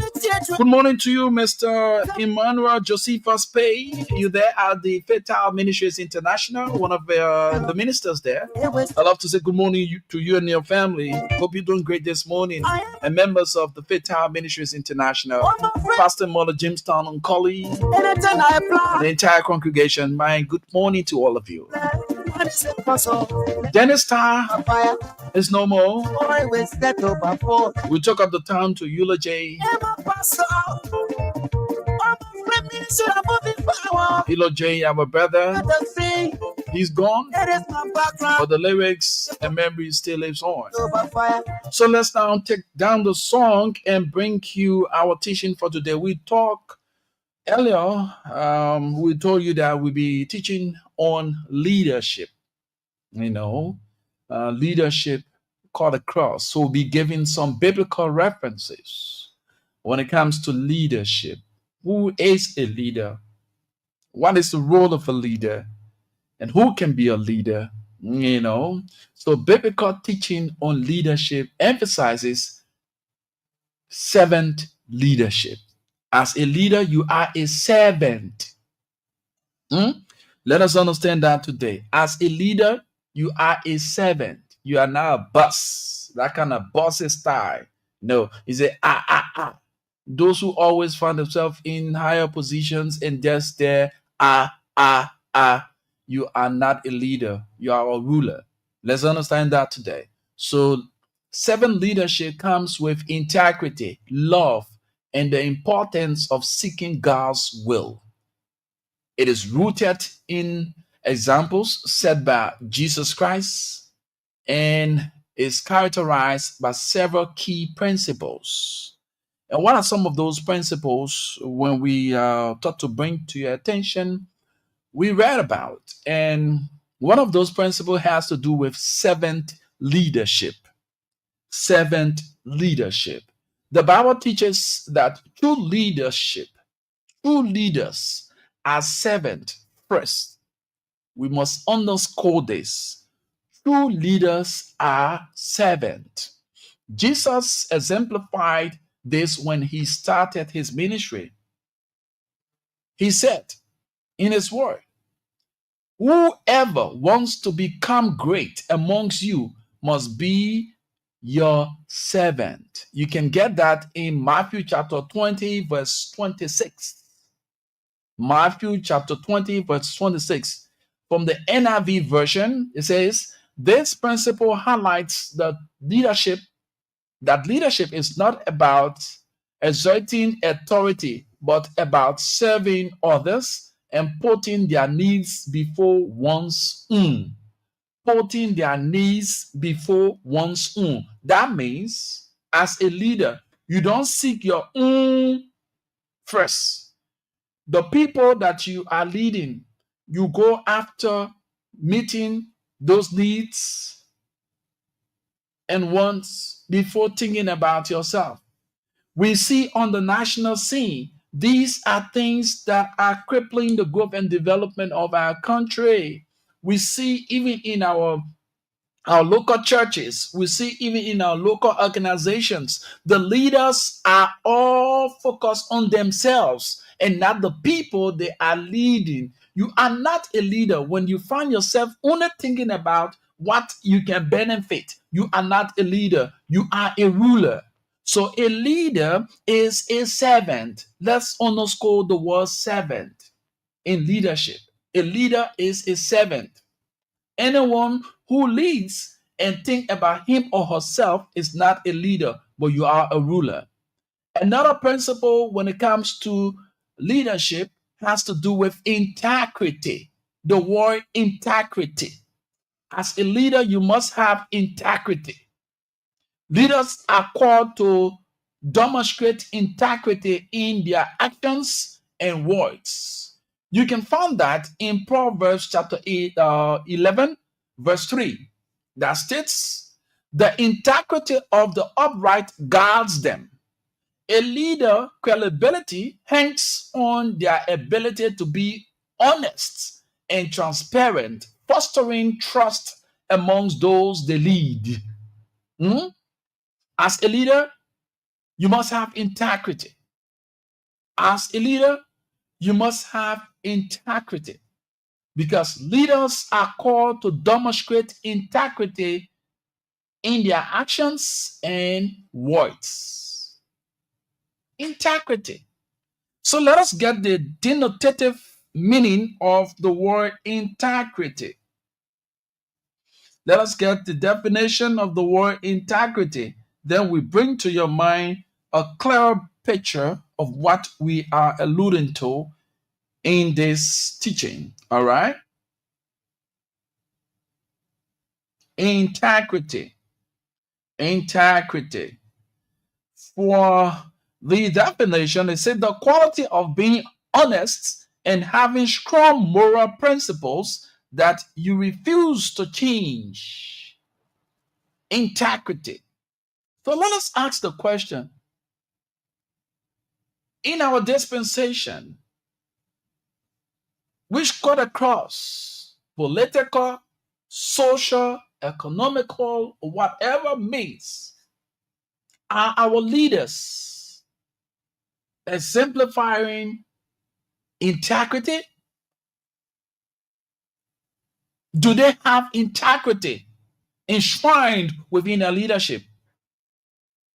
I'm not going to speak for you. You know exactly what you are going through or what you are experiencing with those who you refer to as leaders.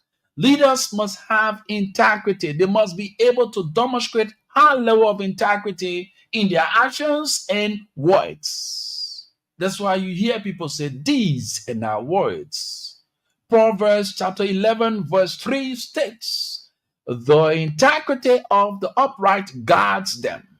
A leader's credibility hangs on their ability to be honest and transparent, fostering trust among those they lead. Do we have leaders that carries the trait of integrity? That's that for you. Another principle of leadership is love. Leaders must exemplify love because love is the central to Christian leadership. Aside from being a Christian, love cut across. Love cut across. Whether you are a Buddhist, you are a Muslim, you are Bahal, you just name all of. Love is the message, and let the message be love. So, as a leader, you must be a servant. As a leader, you must carry the trait of integrity. As a leader, you must have love. Love is the central to Christian leadership. In John chapter 13, verse 35, Jesus said, by this, everyone will know that you are my disciples if you love one another.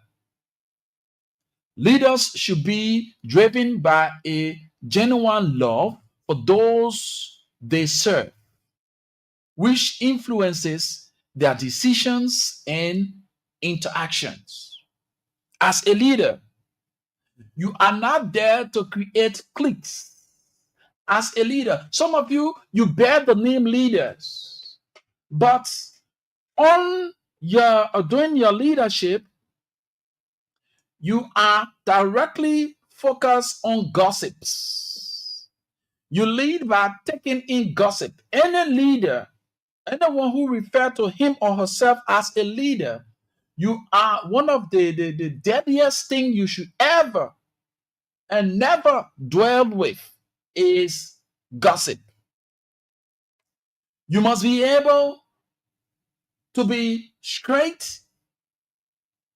You must be able to show love to every member of your team, whether they are from your biological lineage or because you are a servant. You are a servant. So, in your servant leadership, you must exhibit integrity, and integrity should go along with love. So, not just that cow poo poo something. Oh, yeah, I love you, I love you. No, it must go beyond words. It must go beyond words. It must be genuine, a genuine love, because Christ told us in His Word, by this everyone will know that you are my disciples if you love one another. I listened to Uncle Vane Bese. He did a comparative analysis when it comes to when I asked him the question relating to our gospel ministers of yesterday and today. He made it plain that the unity is not seen like it used to, and there are a lot of things. Come on, man, come on. So we need to step out our game. We should take these criticism in good faith and work on ourselves. As a leader, you should not be the clique type of person. You create clique. Oh, the person here. One of the things I always have constant, and it is part of my philosophy here. The ones who look me in the face and tell me when I'm wrong. Hey, Divine, you wrong. My man, you wrong. But this is the way. The next time you don't do it this way. I hold you in high esteem. I draw you closer. Because you look me in the face and tell me that I'm wrong. You did not sugarcoat the thing and know very well I'm in error, and you kind of sugarcoating it because you don't want me to feel bad. And come on. Open rebuke is better than secret love. You may be harboring my deeds. You may be harboring those things that are not called for. And you just be giving the president. That's why you see a lot of Liberian leaders fail in their leadership, because they look up for self-gratification. They look up for self-praises. When you praise Liberian leaders, no, then you're their enemies. But the ones who will look them in the face and tell them they are wrong and they need to do X, Y, and Z to better themselves in their leadership, they draw you far away. They push you away from them. They only get along with people who will ring those praises on them, those fake praises, and at the end of the day, and plunge them into unbearable situation. Then they start to live with the resentment. They start to live with that mind. Oh, if I had known. That's the greatest thing you should ever. If I had known. The man saw it from afar. He brought it to your attention. But because he did not ring praises, oh yeah, but you are this, oh yeah, your majesty. So you did not heed to it, but what you did, you ostracized the person. So yeah, your honor, your leadership have turned out to be what it is because it lacks integrity. It lacks that seventh type of leadership. It lacks love. Another part of this whole biblical seventh leadership teaching that we bring to your attention, or we are bringing to your attention this morning, or you're hearing this morning, it has to do with seeking God's will. As a leader, you must seek God's will. I gave you a clear example. Solomon was referred as, or is referred to as, one of the wise leaders of biblical days because he sought the face of God. In all that he did, he sought God for intervention. You know the Bible story of Solomon. Why asking Solomon and the two ladies who carried a dead baby and one was alive? It was wisdom, not Solomon's own wisdom, but wisdom from God, because he saw God's face and God directed his path. And his leadership has been recognized all through biblical historicity. As a leader, you must seek God's face. Seek God while he may be found. Seek God.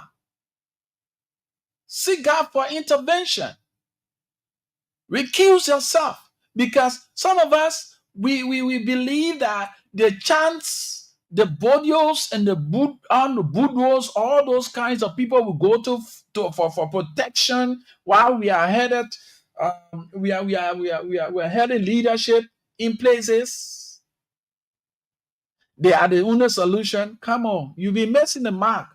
You are plunging yourself to something that is becoming so unbearable for you, because the devil doesn't give free gifts. What he does, he puts you higher and dash you along the wayside. He doesn't give free gift. So if you think when you get leadership, then you go to medicine man, or you go see witch doctor, or you create a clique, people must be going, yeah, that one, when he say about me, or what did he, what he said about me, or what are they saying about me? Then they bring the church police to you. Yeah, you do your leadership on church police. Yes, say, I say, they say. You are bound to fall. A leader must seek God's will. Seek God's intervention. Effective leaders prioritize seeking God's direction in their lives and ministries. Proverbs chapter 16, verse 3 advises that commit your work to the Lord and your plan will be established. This principle underscores the importance of prayer and resilience on divine guidance in decision making. If a leader will think of himself and feels that he or she, it is because of the technical know-how, they are there and they're going to make decisions, they'll be left by the wayside. Any leader who don't seek God's face, who don't seek the intervention of God, you are bound to fail. That's what we want to say to our national leaders. You are privileged to lead the people at the moment. You are privileged to lead the people. And do not use that opportunity afforded you to abuse the human rights. Do not use that opportunity afforded you to maltreat them, because the voices of the people is the voice of God. When the people fervently cry unto God, he hears them because they are his own.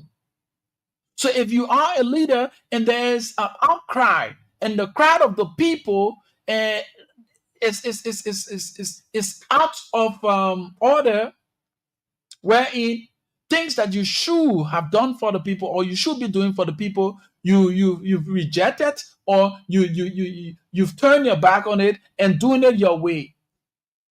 Except the Lord build, the builder that buildeth build in vain. Except the Lord wash, the watchman that washeth wash in vain. So all of these quotes, all of these passages we bring into your attention is intended to enlighten your mind as a leader, that you need to seek God. Even in our homes, we as parents, we cannot nurture our children outside of the word of God. You cannot groom your child or children outside of God's plan. That's why you see there are lots of wayward children all over the place, because the parents are not seeking God's face. You are being blessed by God with the fruit of the womb to bring forth these children. And their upbringing is not based on your technical know-how. Your upbringing is based on seeking God's will, his plan and purpose for their lives. So as a parent, you must be able to see God as you train your children. The Bible says, train up a child in a way he or she should grow. When it gets old, they will never depart from it. So how do you go about training the children? You seek God for wisdom. Seeking God's will definitely guide you in the process of bringing your children up to be good citizens, bringing the children up to be people of importance in society. I can give you a classical example of myself. If my mother and my parent did not seek God's face for direction in bringing us up, in growing up to be who we are today, we would have gone wayward. But by the special grace of God, that's one thing my mom always used to say to us. She always used to say to us, know God for yourself. And today, some of us can sit here, it gets so interesting when I hear my colleagues calling me pastor. That's why I say, come on. I'm not a pastor. I'm not going to a theology school to get or to acquire biblical knowledge and get the title to be a pastor. No, I've not done that. So, but with the knowledge and the prayer my mom and my dad offer unto God for a sense of direction so that we grow up knowing God for ourselves, this is where we are today. They sought God's face for his guidance as we grew up. And now we are men and women. Bringing up your children, it is not based on your wealth. Bringing up your children is not based on your earthly possessions. No. There are people who have all of the needs and wants, but yet still their children are not grown up the right way. Because they feel that, when I get money, because I get money, and then my child will not spoil or my child will not come on. You are thinking about your earthly wealth, living out God's plan for your life. God said, my plan towards you is of good and not of evil, to bring you to one unexpected end. Children are blessings from the Lord. So when you see God's face, he directs your path in all that you do until he gets ready to call us. In all of your ways, acknowledge God and he will direct your path. And I must say to you, I am a living testimony. There came a time in my life. There were decisions that I made. I based my decisions on the things that I saw with my eyes. I based my decision on the feelings, the earthly feelings that I had. And for going God's plan and purpose.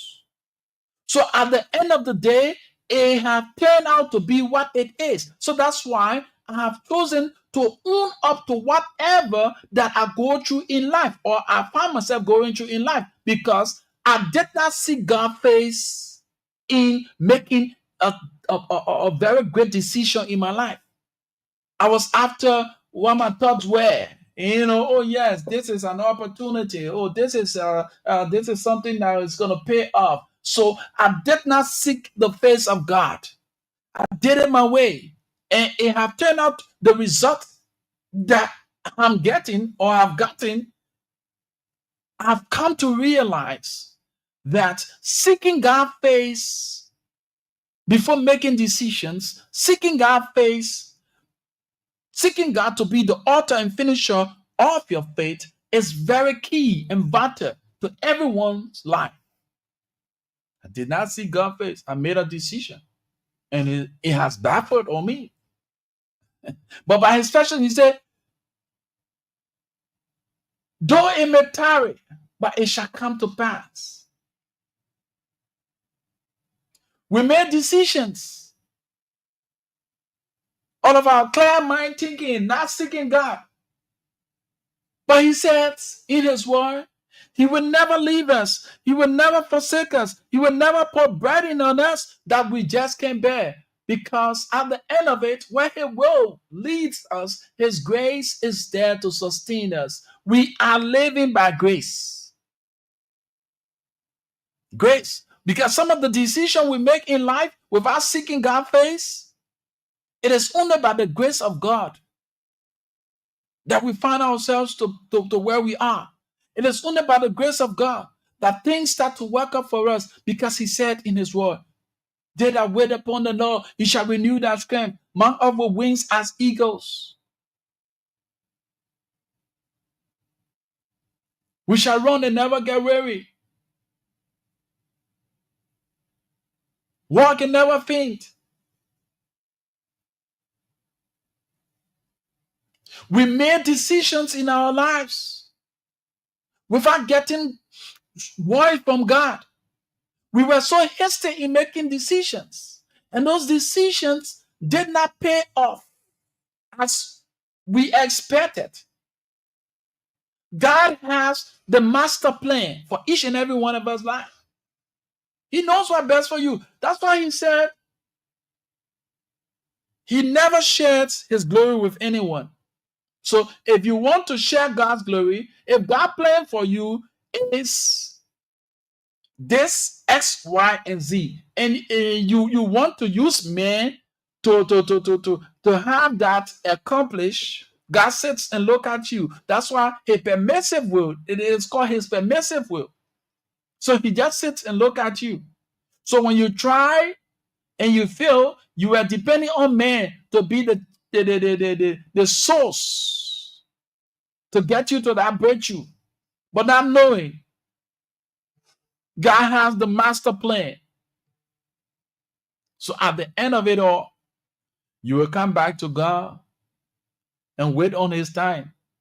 So you're disobedient, but not seeking God's intervention, but not seeking God's lead in that decision that you were to take or you are to take. You will bear the consequences of your actions. Some of us, we are living testimony. I don't hold back to say this. There were decisions that I took in my life.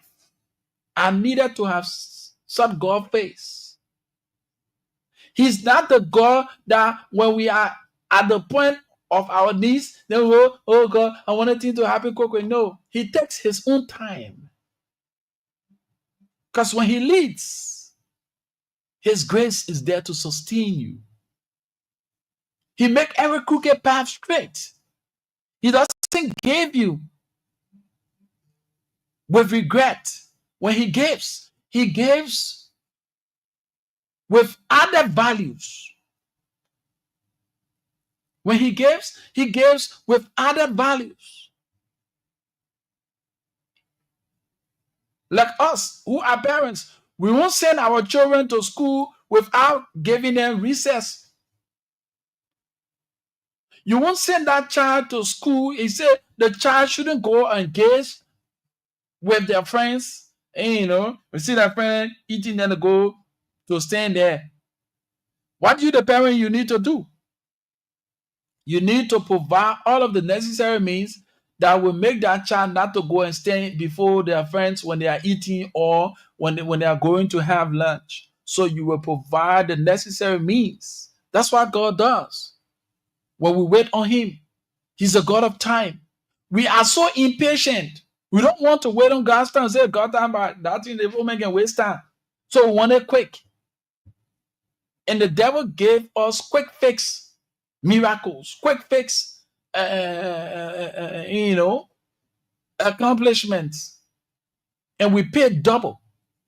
So we say to you, leadership, you must be a servant, you must have integrity, you must have love, and you must see God. See God's face for direction.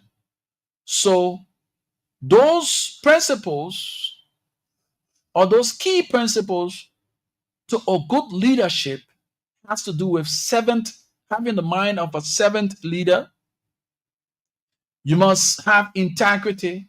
You must have love. You must seek God's will. And the fifth one has to do with motivation and encouragement.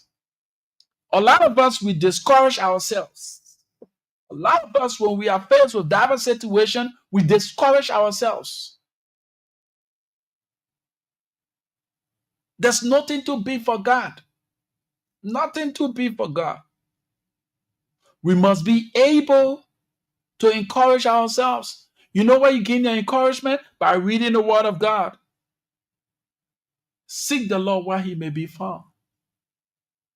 Matthew chapter 24, 45, verse 47, it says, a faithful, sensible servant is one to whom the master can give the responsibility of managing his other household servants and feeding them.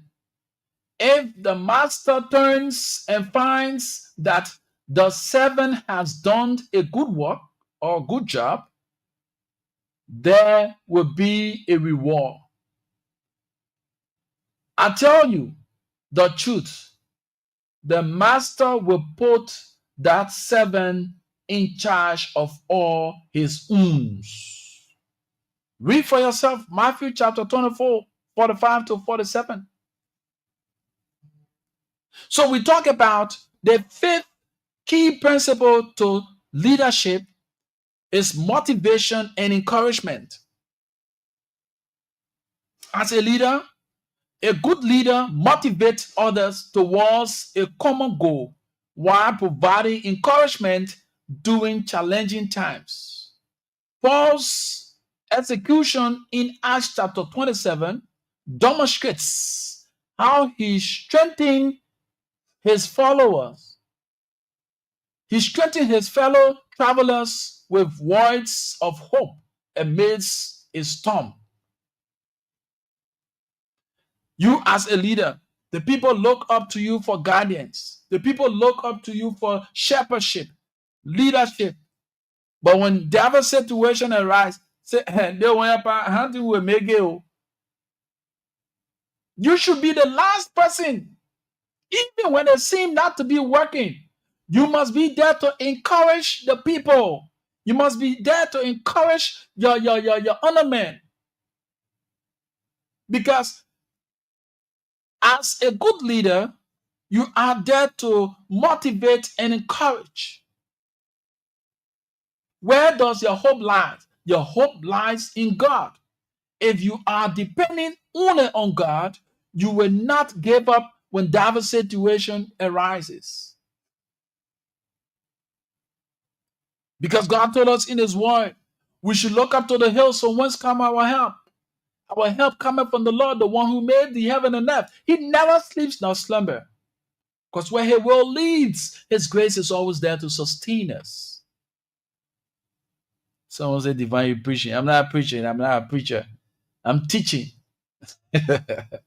Where he will leads, his grace is there to sustain us. Even I who sits here, there are strenuous times that we find ourselves going through, even at the present moment. But because we know God for ourselves and we know what God is capable of doing, what he has done and continue to do in our life, that's why we still have hope. We still have joy. So the smiles that you see us wear, there are deeper battles fought behind. There are greater things that we find ourselves going through. But by the special grace of God, we have overcome. He said, we overcame by the blood of the Lamb and by the words of our testimony. So I am a testament to God's blessings. I am a testament to what God is doing in my life and in other lives. What God is capable of doing for you. If he can do it for me, he can also do it for you. What I find myself at the moment going through, when all walls fell apart, it was God. And only him I saw. And only him I'm seeing. Man pretend to be. But God, when man said there is a casting down, and where God stood up for my uprising. When man said he won't make it, I bet. Yeah, man, today. Like my daughter said in her song, let me yell, I'm still standing strong. The papa not bless me. Why should you worry? The old man just keep blessing me. I'm alive today. I'm a testimony. I'm a testament to God's goodness. Where I find myself going through, the plots, the plans, the evil plans that men have would have broken me to pieces because that was the mind of man towards me. But God said, my plan towards you is of good and not of evil, to bring you to an expected end, my son. Despite you did it your way, but I have a plan and a purpose for you. I will never leave you nor forsake you. I will never put burden on you that you just can't bear. Because where my will leads, my grace is there to sustain you. That's where we are today. The grace of God. Day by day, night by night, hour by hour, minute by minute, seconds by seconds, He's directing our path. When we felt that man could have done it, but not knowing nobody else but Jehovah, who could have done this much for me? Nobody else but you, Jehovah. Nobody else. Nobody else can do it for you, my brother. That man that is in your life, that woman that is in your life, who feels that because they are giving helping hand to you, when they leave your life will crumble. I want to say to you, God's plan for you is not of evil, but of good. Though you may have missteps, call on Him in a time of trouble. Call on Him. His line is always open. If God can do it for me, man, me, where people play evil, they meant to destroy me, but God stood up for me. Despite I missed steps and felt it was by man's will. Yeah, man, today, God, like the prodigal son,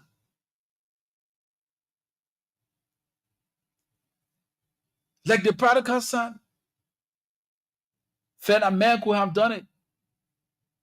But I think I get my dear, I need to move on my own. I need to do this. All of the wealth that he took from his father could not sustain him. For himself, eating from the pig pen, eating with animals.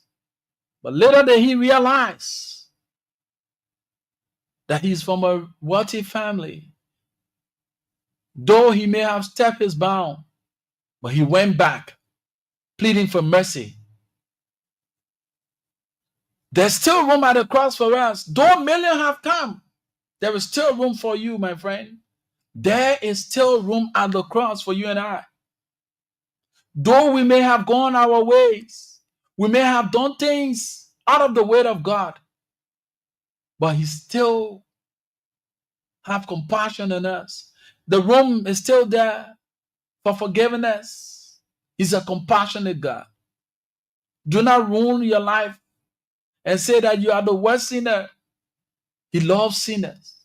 Say, come unto me, all ye that live and in heaven living, I will give you rest. What are you telling God this morning, my friend? We're talking about leadership. So we said to you several key principles that has to do with leadership includes servant leadership, having the mind of a servant as you lead the people. You must have integrity. You must have love. You must seek God's will. You must have motivation and encouragement. The sixth one has to do with Dedication. How many of us as leaders are dedicated to what God have called us or what God have blessed us with? You know, we quick to be run by things. When God starts to bless us, the next thing we forget about Him. We forget about the dedication. Let me practicalize. Let me give you an analogy. You started to bake a bread, or you are selling cookies, or you started to sell kobo in the community. And that kobo was so tasty, you had all of the ingredients placed in the. But based on the ingredients and based on how well you prepare your food, the people started to troop to your selling place. You were cooking 2 cups of rice from the beginning. And within an hour time, that 2 cups of rice is done and you still have people coming. So you started to increase from 2 to 3, 3 to 4, 4 to 5, and just like that. So the multitude of people started to come all because of the way in which you prepare the food. It attracted them. Each one brought one. So based on the multitude, you started to reduce the recipe that you started with. What's going to happen to you? You will start to lose customers. You will start to lose customers. Then some of you, the proud enter you now. Now that una player, you must go different play, you go buy. Come on. Dedication. Be a dedicated leader. It say, leaders are encouraged to dedicate responsibilities effectively. Jesus modeled this by sending out his disciples 2 by 2. You can get that in Mark chapter 6, verse 7, demonstrating trust in their abilities while empowering them to take actions. Dedication. You need to dedicate duties and responsibilities to your co-workers. There are some institutions in this country, even in the house of God, you see pastor, he doesn't want to give the assistant pastor the pulpit to preach. One day, everything should be him. Everything should be her. They are not dedicating how to call it, responsibilities to their honor men, so that the honor men can be able to grow. Everything must be about them. That is not a leader. You are a ruler. A leader must have a trait of dedication. Be able to dedicate responsibilities to your honor men. Though not everyone will perform adequately, but that trait of dedication will serve as a beacon of hope for others who want to actually learn, others who want to actually grow. You cannot be a leader and do not have an environment that is so much interesting for growth. Any leader who doesn't create an environment for the honor men to grow, you are a ruler. You are not a leader. A leader will dedicate responsibilities. And knowing that when that person grows, come on, if even somebody wants to be ungrateful, you will continuously be in that person's life history. That's why they want to show that ingratitude. But it was through your leadership they were able to grow. It was through your leadership that he's now grown up to be who he is. She's now grown up to be who she is. It was through your leadership. We see these things happening around us, even on our own eyes. We've grown people through the mercy, the special grace of God. And they are doing exceptionally well. They have been attracted to other institutions and also. We did not do it for self-gratification. Because we saw God's face in our leadership. We developed that love. We made ourselves as what? Servant. Who is serving the flocks. That's why God continued to bless us. We are not perfect. We have our shortcomings. We fall short. But what we do not remain where we have fallen. We seek God's face. That's why we said to you, in one of the key principles of being a good leader that characterize a good leader or leadership is seeking God's will. Seeking God's will.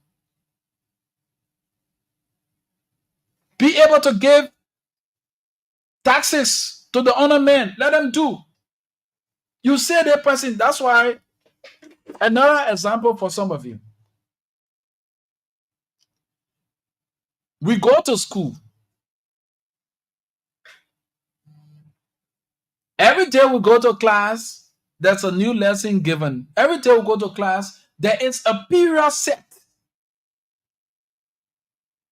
And when that time comes, all that the teacher, the instructional periods we've been having with the instructor, they have a time called a testing period or the exams.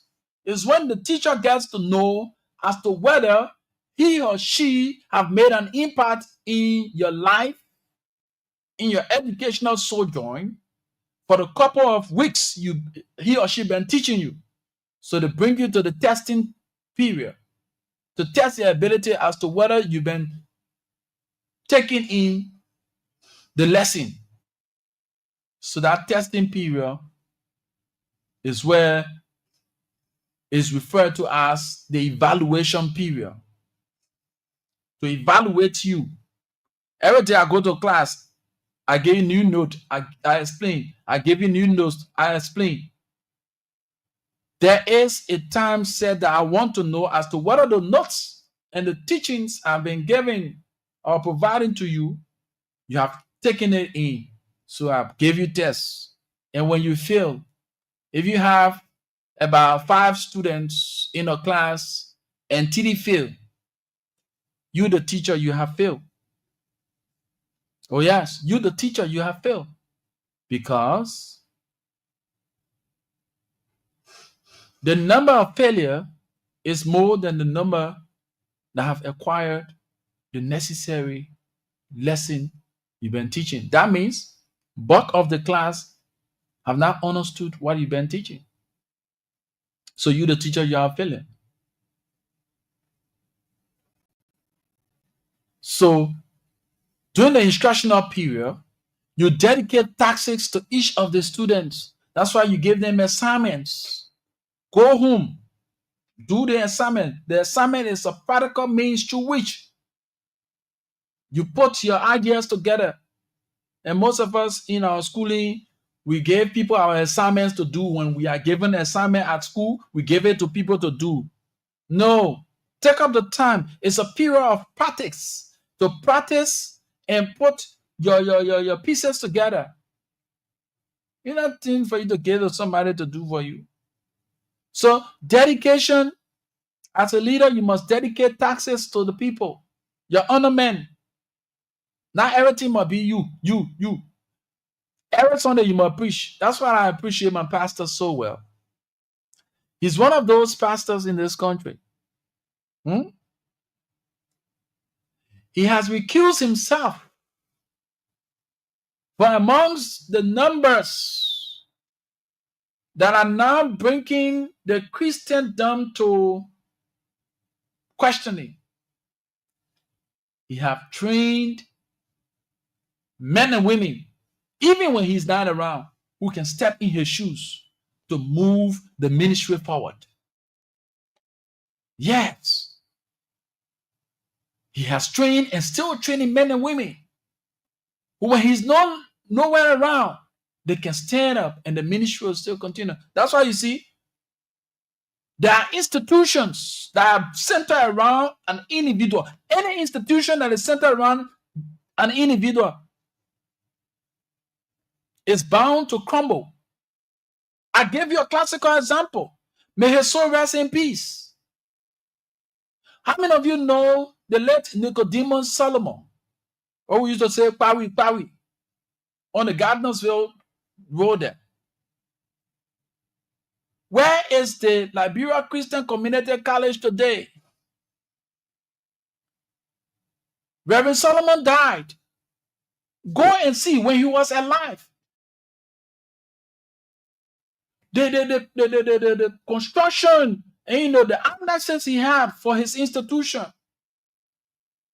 Today, where are they? The land lies in rooms.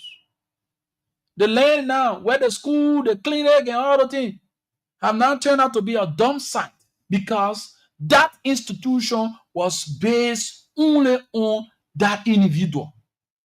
There were no tax given. Dedication, say, look, play this role. Even when I'm not around, the institution will still go on. There are a lot of institutions in this country that have died perpetually because it was centered around just an individual. Everything was me. It was not we. 7 leadership tells you that a leader will say we, a ruler will say I. Anyone who leads you and continue to dwell on I is not a leader. That person is a ruler. When you are too bossy, I'm the head nigga in charge. I'm the only one. Come on. If you have the opportunity to leave that place. Because you know why? There will be no growth at that place.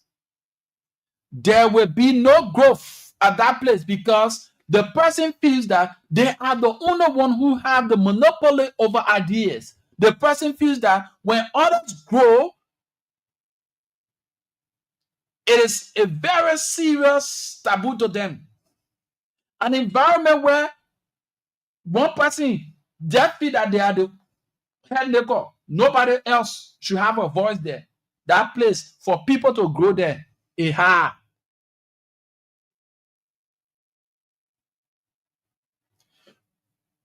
What God told Abraham, leave your father's house. A lot of us today, while we are here and things are happening for us because at the early ages, we chose to leave our father's house. We started to experience life. Gradually, we started to grow in maintaining them with the blessings from our parents. We did not just walk out of our parent home later. Olivia Jones, how you doing? How's my junior boy doing? We did not just leave our parents' house where they have heavy hearts. While the mother and phone we left. No, we got the blessings of our parents. And we have to go on to make life on our own. And yet today, they are no more. They are not around us. But we are still making it by grace with the knowledge that we acquire from them. Like you, the females, even the male. There were times when our mother was cooking, we say, oh, now get can be in the kitchen. My Oma will call you, you have a wife, and you want to help, you need to help your wife. Pass it on here. Be teaching all these little home stuff. I may not be a best cook, but at least I can put pepper and salt together that you will eat and say yes. All because my mother dedicated that opportunity to us to acquire the knowledge. You seen it? So as a leader, dedicate tax to your honor men so that if even you are not around, they can carry on and your legacy will continue to be remembered. For some of you, everything should be you. You. There are some churches in this town. There has not been a day that the assistant pastor took onto the pulpit to preach a sermon. Every day must be you. Even the machine set can get tired, my friend. Even the machine set can get tired. Dedicate service, dedicate time to your honor man. Let that person grow too. Let the person grow.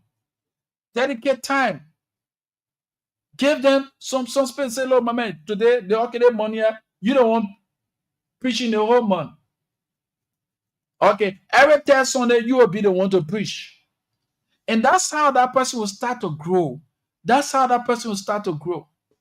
That's what I tell my colleagues here. I'm not bragging. Some of us, we came up the hard way with the little opportunity that were afforded us. We maximize those opportunities and we utilize it wisely. And at the end of the day, we are where we are today. It is not by hope or crook. We navigated our way through. We took all of the backlatches because we know we want to get somewhere. We had a purpose. But some of us nowadays, as young people, I beg you, don't be over now because you're going to be talking to me now. Come on. You must be submissive. Though there will come a time where the person may wrong you, but you swallow your pride because you have an objective. You have a purpose. Swallow your pride. I thought you talking to me now. That because I can't learn it, so you don't be talking to me. No. Take it in good faith. And if even it doesn't go down well with you, the manner and form in which the person talked to you, my friend, there is a time and a season for everything. When the person tempo have subsided, where you are in your good lecture period, you go out to them, oh, boss, the way you talk to me today, I'm ready, you never went on well with me. If that person has a sense of humanity, they will apologize for what they did to you, and you will move on. But not to create an immensity, not to create a scene that will stir out tension. I tell my guys, some of us, we allow things to slide the way they slide, not because we do not have the ability, not because we do not have the technical know-how. We do, but we dedicate this time and services to you so that you can be able to grow. And thank God so kindly for the people who nurture me to be who I am today. The likes of Sylvester Rainey, the likes of Gerald Cummings, the little opportunity they gave some of us, we maximize and we utilize it wisely. And today we have grown to be who we are today. I started from this institution as a cadet with Sylvester Rainey. I used to come overnight, sleep overnight with him here, see him do why he is broadcasting, and then gradually we started to acquire the knowledge. And there came a time when we walked out of the walls of high school, we were opportune to reach out to Gerald to have a day space to further our passion that we have for the game, for the profession. And that opportunity was afforded us. I can still remember my first ever live broadcast on radio after several months and years of being a cadet. When the opportunity came, but there was no one to fit in at the time. Folks were suspended. No one to get on the radio. Mr. Cummings told me, look, my man, go on the radio. And that October 3rd, 2006, I can still recall. October 3rd, 2006, drive time, 4 o'clock. When I seized the opportunity, maximize the opportunity, and the things that I acquired over the period of time, I utilized it. It got me a full employment. It did not happen overnight. It was based on the dedication, persistency, consistency, added with value of integrity, submission. We did not come here because we knew people, and we I always say to people, where recommendation will take you, it takes your character to keep you there. Where recommendation will take you, it takes your character to keep you there. You may have all of the recommendations, but it takes the character to keep you there. That's why logically, your character will always pass through the office. Your attitude will always pass through the office of your character. The attitude you exhibit out there, the attitude you exhibit on the job will always be seen through your character. Because your character is 100% you. Yesterday, you started stealing all your man food. Oh, you need a buyer, the boy hungry. Oh, you need a guy. Gradually, that person is growing up in that attitude. That character is being nurtured. So when he or she grows up, he or she sees stealing as a way of life. So when you see a child doing something that is not right, chastise that child. That's why I hear people say charity. Charity is not charity, it's chastity. To chastise. Chastity begins at home and ends abroad. Chastise the person. Charity comes with goodwill to do good. That's charity. But to discipline somebody is chastity. I hope we've learned today. Oh yeah, chastity. To chastise somebody. You see, may his soul rest in peace. My late English instructor from the University of Liberia, the late Bomoyasi Dwako. I learned this from him. With the whole charity, he said, "Lo, my man, your man." The word is chastity. To chastise somebody, to instill discipline. Charity is goodwill. So, based on our availability, based on our submission, we have grown to be who we are today. God first. We put before him, this is what we want to do, Lord. Your intervention, help us. I grew from the level of being a cadet up to a station manager. Left for several years. I have now returned as station manager. It did not happen overnight. Commitment, dedication, submission. That's why the songwriter said, I'm not standing here all alone. It is Jesus who have granted me the opportunity. Look at me. I am a testimony. Look at me. I'm a testimony. I didn't make it on my own. I'm not standing here all alone. It is Jesus who grant me these opportunities. Look at me. I'm a testimony. I'm a testimony. Though I'm not where I want to be, but I'm not where I used to be. Though the things that I need according to my status, the things I need to own, I do not have it, but I am not where I used to be. Life is about time. Maximize your time. When the opportunity is afforded you, utilize it wisely. No one knows the day, neither the hour. The people say opportunity comes at once. God is a God of a second chance.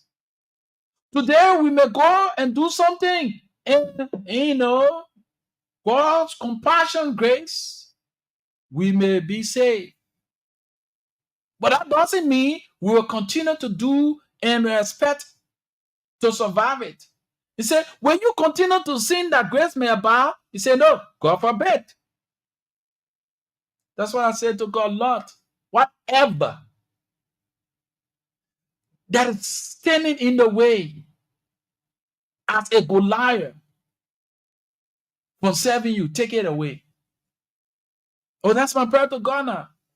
Whatever that will stop me, that will serve as a blockage for me knowing you personally more and more and getting involved, take it away. Because I know where your will lead me, your grace will always be there to sustain me. Some of us, we are not making the hundreds. But God continues to provide our daily needs. He sent men our way. He blesses us with our needs and wants. There are people who have all. They have all of the contacts. They have all of, but they are not happy. When you see them, they just look dull. You see them, they don't look like the wealth that they have acquired or they have in their earthly possessions.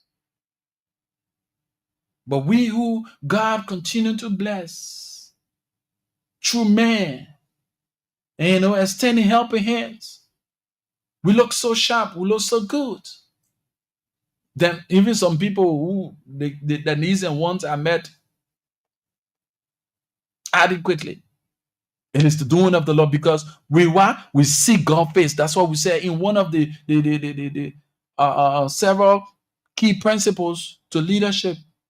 Seek God's will. With all my sinful deeds, I don't forget my God because I know where He took me from. As an infant in the womb of my mother, you know why it takes for a woman to fall on her belly? The devil wanted to abut this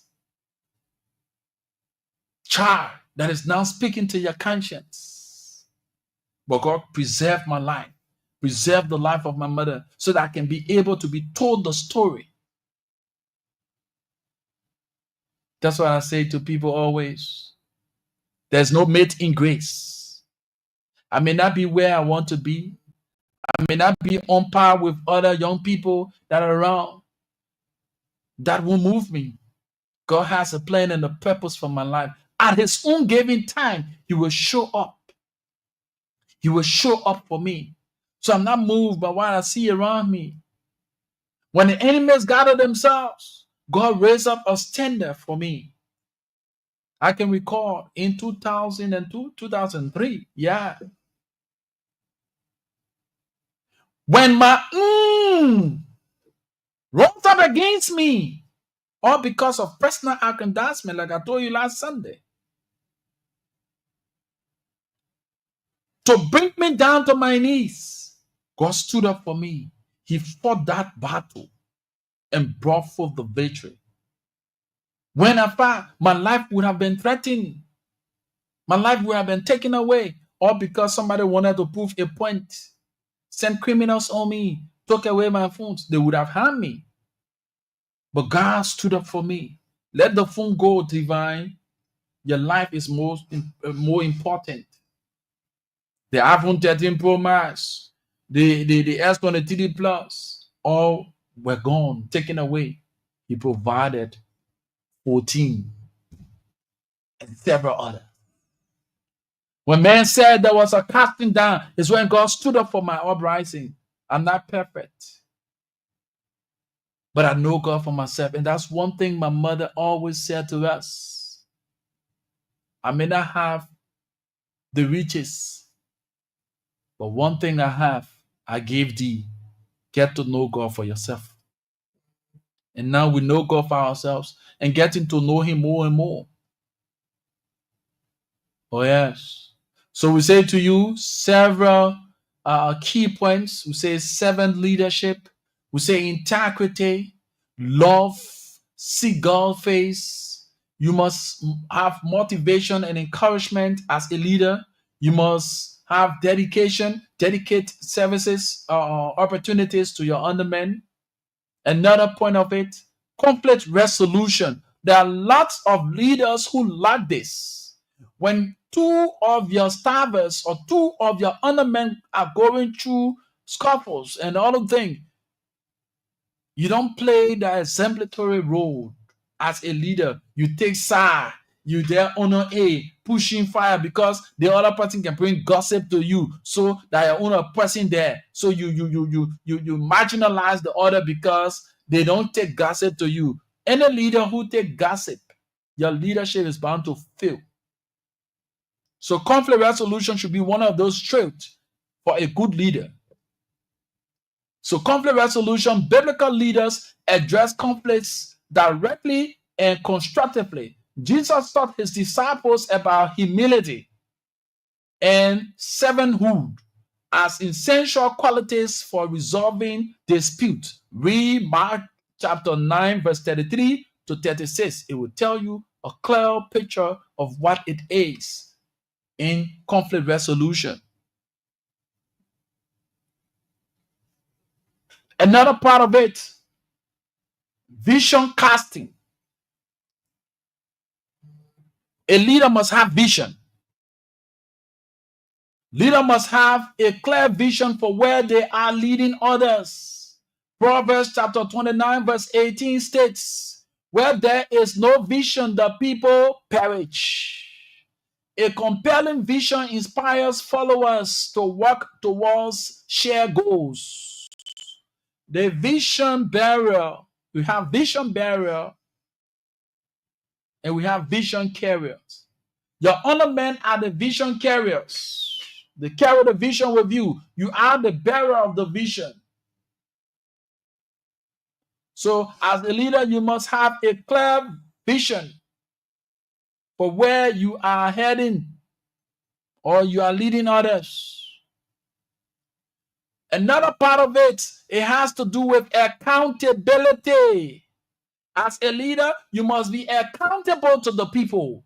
Accountability is one of the traits of a good leader. Accountability. Leaders should hold themselves accountable for their actions and decisions while also encouraging accountability within their team. Read Ecclesiastes chapter 4, 9 to 10. Ecclesiastes chapter 4, 9 to 10. It tells you about accountability. Let me say good morning to my friends there at the bureau right on 11th Street. Is it God's will? Yeah. Prince. Hey, the rest of the team, how you guys doing this morning? The CEO himself. Prince, Prince, how you doing? Jackie, how you guys doing, man? P, I love to say good morning to all of you. You guys are wonderful at that bureau. I love to say good morning. And lastly, continuous growth. So we say 10 key principles for good leadership. Continuous growth. Finally, biblical leadership involves ongoing self-development and spiritual growth as modeled by Jesus, who often withdrew to pray. Luke chapter 22, 41 to 40. Leaders are encouraged to seek personal growth through prayers, study of scriptures, and reflection. So let me recap the 10 key principles that characterize a good leader. Servant leadership, you must have a trait of a servant. Integrity, a leader must have integrity. A leader must have love. A leader must seek God's will. A leader must be able to motivate and encourage. A leader must delegate tasks to his team members. A leader must have the trait of conflict resolution, know how to resolve conflicts. A leader must have clear vision. A leader must have the trait of accountability, continuous growth, always wanting to grow. My friends, let me say to you today, any leader who doesn't allow growth amongst the team members is not a leader. That person is a ruler. He's a dictator. A leader would love to see the team members grow. A lot of young people have passed through our hands like we pass through the hands of others. Oh, yes. Not that they see our leniency to be our weakness. It is not our weakness. We create the enabling environment so that you be able to bring out the very best in you. It is not, our leniency is not to make you to override decisions, to override disciplinary measures. It is intended for you to bring out the best out in you. It is not intended for you to misuse and abuse. With that being said, in summary, biblical teaching on leadership calls for a model that prioritizes service over authority, integrity over manipulation, love over indifferences, and reliance on God's guidance throughout the leadership joining. So with that being said, we say thanks to all of you who followed. We appreciate your following, and we look forward to more of these interactions. If you've been listening and wanting to weigh in, for those of you who are following on our live Facebook feed, just leave your comments there, and we will acknowledge that and post up for you and read as well. And if you want to participate in the meeting, 0887-105-105-0778, 665-073 are numbers to call and participate this morning on the extension of the Gospel Caravan, 0778-665-073, 0887-105-105. In a minute, we call it a day on the Gospel Caravan. Wherever you are, I'd love to say good morning and welcome to the broadcast. This is the day that the Lord has made, therefore we must rejoice and be glad in it. I was glad when they told me, let's go into the house of the Lord. Let's get to this line. Good morning. Good morning. Good morning. You getting me loudly? Loud and clear. Your name and you join us from where? Okay, my name is Gabriel Scott. I call specifically for 18th Street Singer. Gabriel, let's hear you.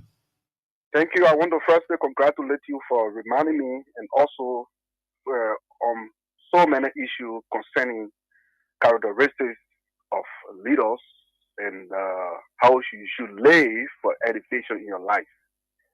So thank you very much. It just reminded me of Proverbs chapter 29 verse 12 that talks about any leader who listens to gossip or pay heed to gossip, his leadership is bound to fail. And his followers will be filled with evil. Mm-hmm. So I admire that so dearly. There are a lot of people who call themselves leaders in our country, who are leading other institutions, government, or whatever. All we like for the followers to be a lockerhead, confusion, then they feel that they are leading, which is wrong seriously in the sight of God and in leadership model. That is wrong seriously. Because one of the major things you ever said that I'm still remembering, I will keep that in my archive, is conflict resolution should always be at the forefront as a leader. When the conflicts are resolved among your followers, what happens? Growth takes place. And when growth takes place, you yourself, when you look at your followers, they are united, they are happily operating yourself. You feel free. Mm-hmm. When you stay in office and when they are outside, you will not doubt they are being together. But because you yourself, and when you read James chapter 3, verse 16, as a leader, don't jealous. Where jealousies exist, evil. there's always confusion. James chapter 3, verse 16. Where jealousies exist, there's always confusion and disorder. And where disorder and confusion are, evil deeds are there.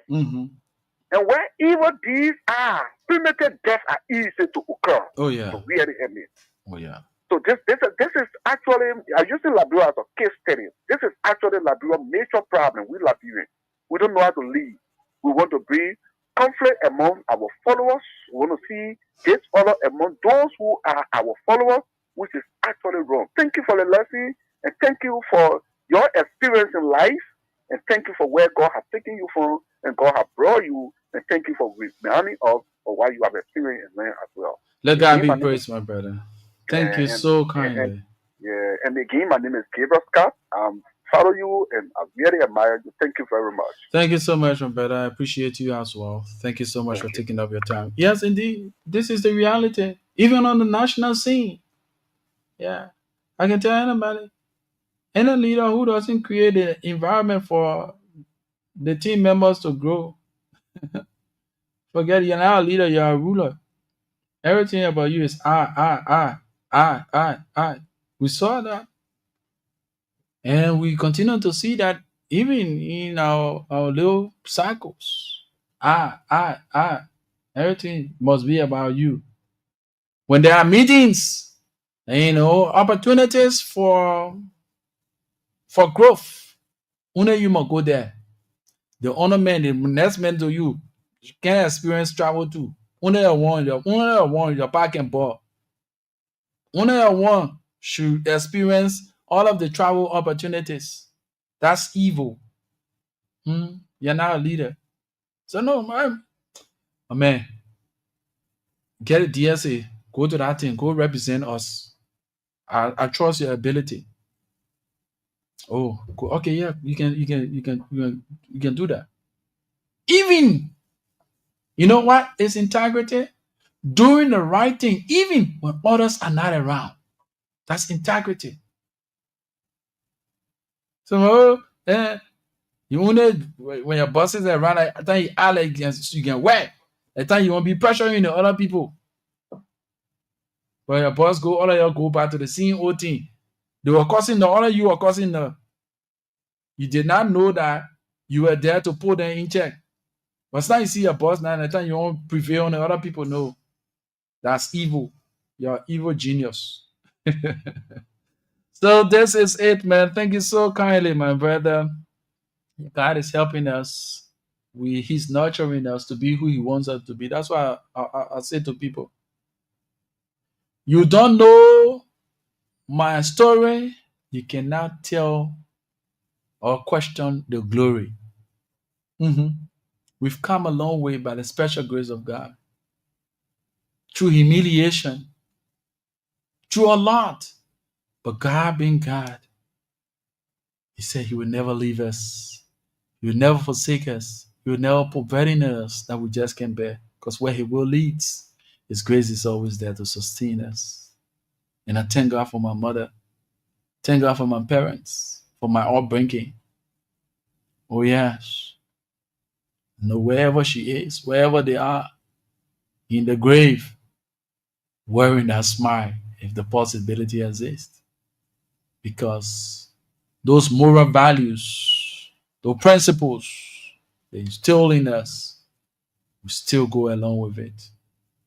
Somebody say, oh, I mean, it gets in. I say, no, that is not part of my upbringing. It is not part.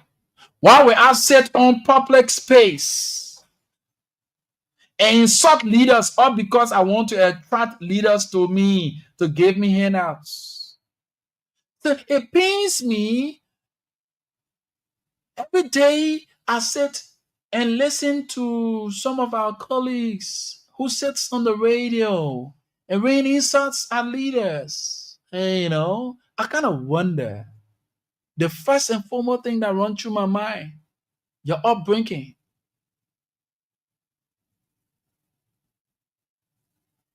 That tells us you are not read the right way.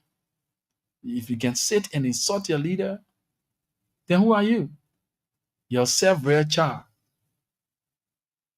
And for some of us who have gone through the ranks and file to acquire the required discipline for the profession called journalism, it is unethical for you to take that posture. We hold the public trusts. Our creed, the journalism creed, it squarely tells us we hold the public trust. So anyone who sits on the platform and mislead the people, let me read the creed for you before I take my exit. Let me read the journalist creed for you, most especially our young friends. Some of you, some of you, you know the truth, but because our setting, Nana, all the things I'm all talking here, it is very important. People will not pay attention to it because we're not sitting on the radio to call somebody, talking a politician that they're against, or rain insult at somebody's mother or father because of ex or personal aggrandizement. Yes, that's how our society have turned out to be. Politics have made the society so toxic. Even the profession of journalism have now turned out to be a very toxic profession. We grew the love for the profession based on the professionalism we experience from those who open our eyes to journalism in this country. When you tune into our radio, it was very educative programs, education, information. It was not about politics, money, politics. What about health? What about agriculture?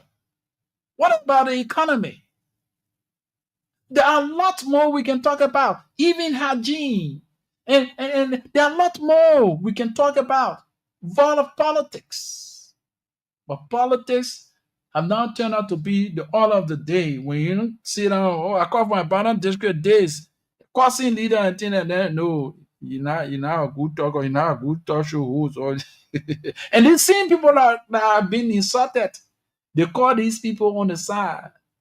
And, yeah, my mayor infuse them with cash.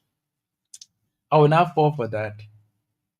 What is meant to be done will be done. So our creed, I'll read you a few lines. It states the journalist's creed. I believe in the profession of journalism. I believe that the public joiner is a public trust, that all connected with it are to the full measure of their responsibility trustees for the public, that acceptance of a lesser service than the public service is betrayal of this trust. I believe that clear thinking and clear statement, accuracy and fairness are fundamental to good journalism. I believe that a journalist should write only what he holds in his heart to be true. I believe that suppression of the news for any consideration other than the welfare of society is indefensible. I believe that no one should write as a journalist what he would not say as a gentleman. That bribery by one's own pocketbook is as much to be avoided as bribery by the pocketbook of others. That individual responsibility may not be escaped by pleading another's instructions or others' dividend. You see it? Every time we there, breaking news. There are some news that are now worth breaking because it holds a lot. It has security implication. Are we taking into consideration some of these things as journalists? We hold the public trust because this party is not the party that you know. So anything that has security implication, you don't care. As a journalist, you hold the public trust. The welfare of the public should be paramount. What if you leak out such an information that has the propensity of causing chaos in the country? You feel proud that you have broken the news, right? Come on. A fool for thought. Let us go back in our closets and rethink and rekindle a positive mindset. You can always say to people, there are two things in this life you will always be remembered for: the problems you create and the problems you solve. And we must take responsibility of two things in our lives: our fortune and that of our misfortune. Never you blame people for your misfortune in life. Own up to it. Because if you are not giving them the access to you, they wouldn't have done what they did. So own up to it. Make a better version of it that will transform you for the better that you are to be. My name is Rufus Divine Cunning. I lead and others follow. First among equals, of course, I'm destined for greatness. Do have yourselves a wonderful and God bless day. Continue to follow the rest of our broadcast on Love FM 105.1. This is the team that introduces and wind down the curtains on the program, The Gospel Caravan.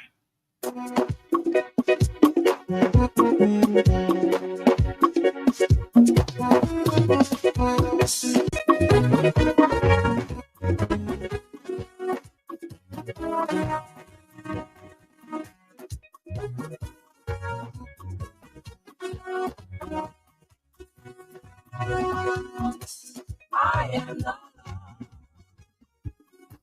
I never change. I am your God, Omega.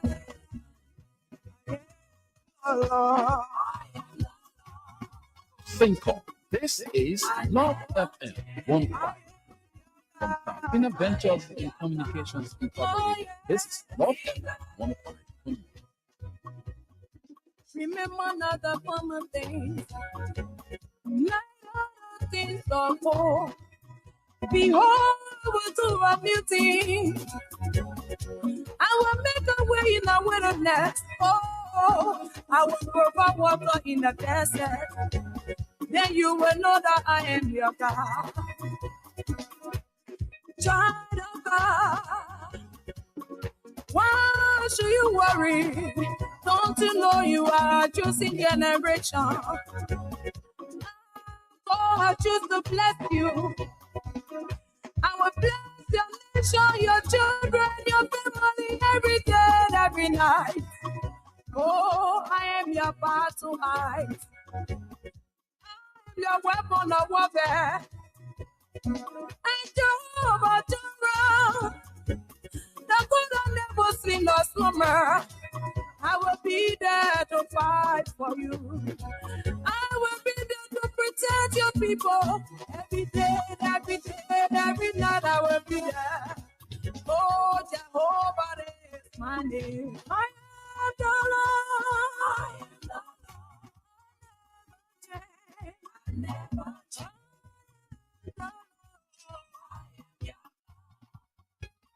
Omega.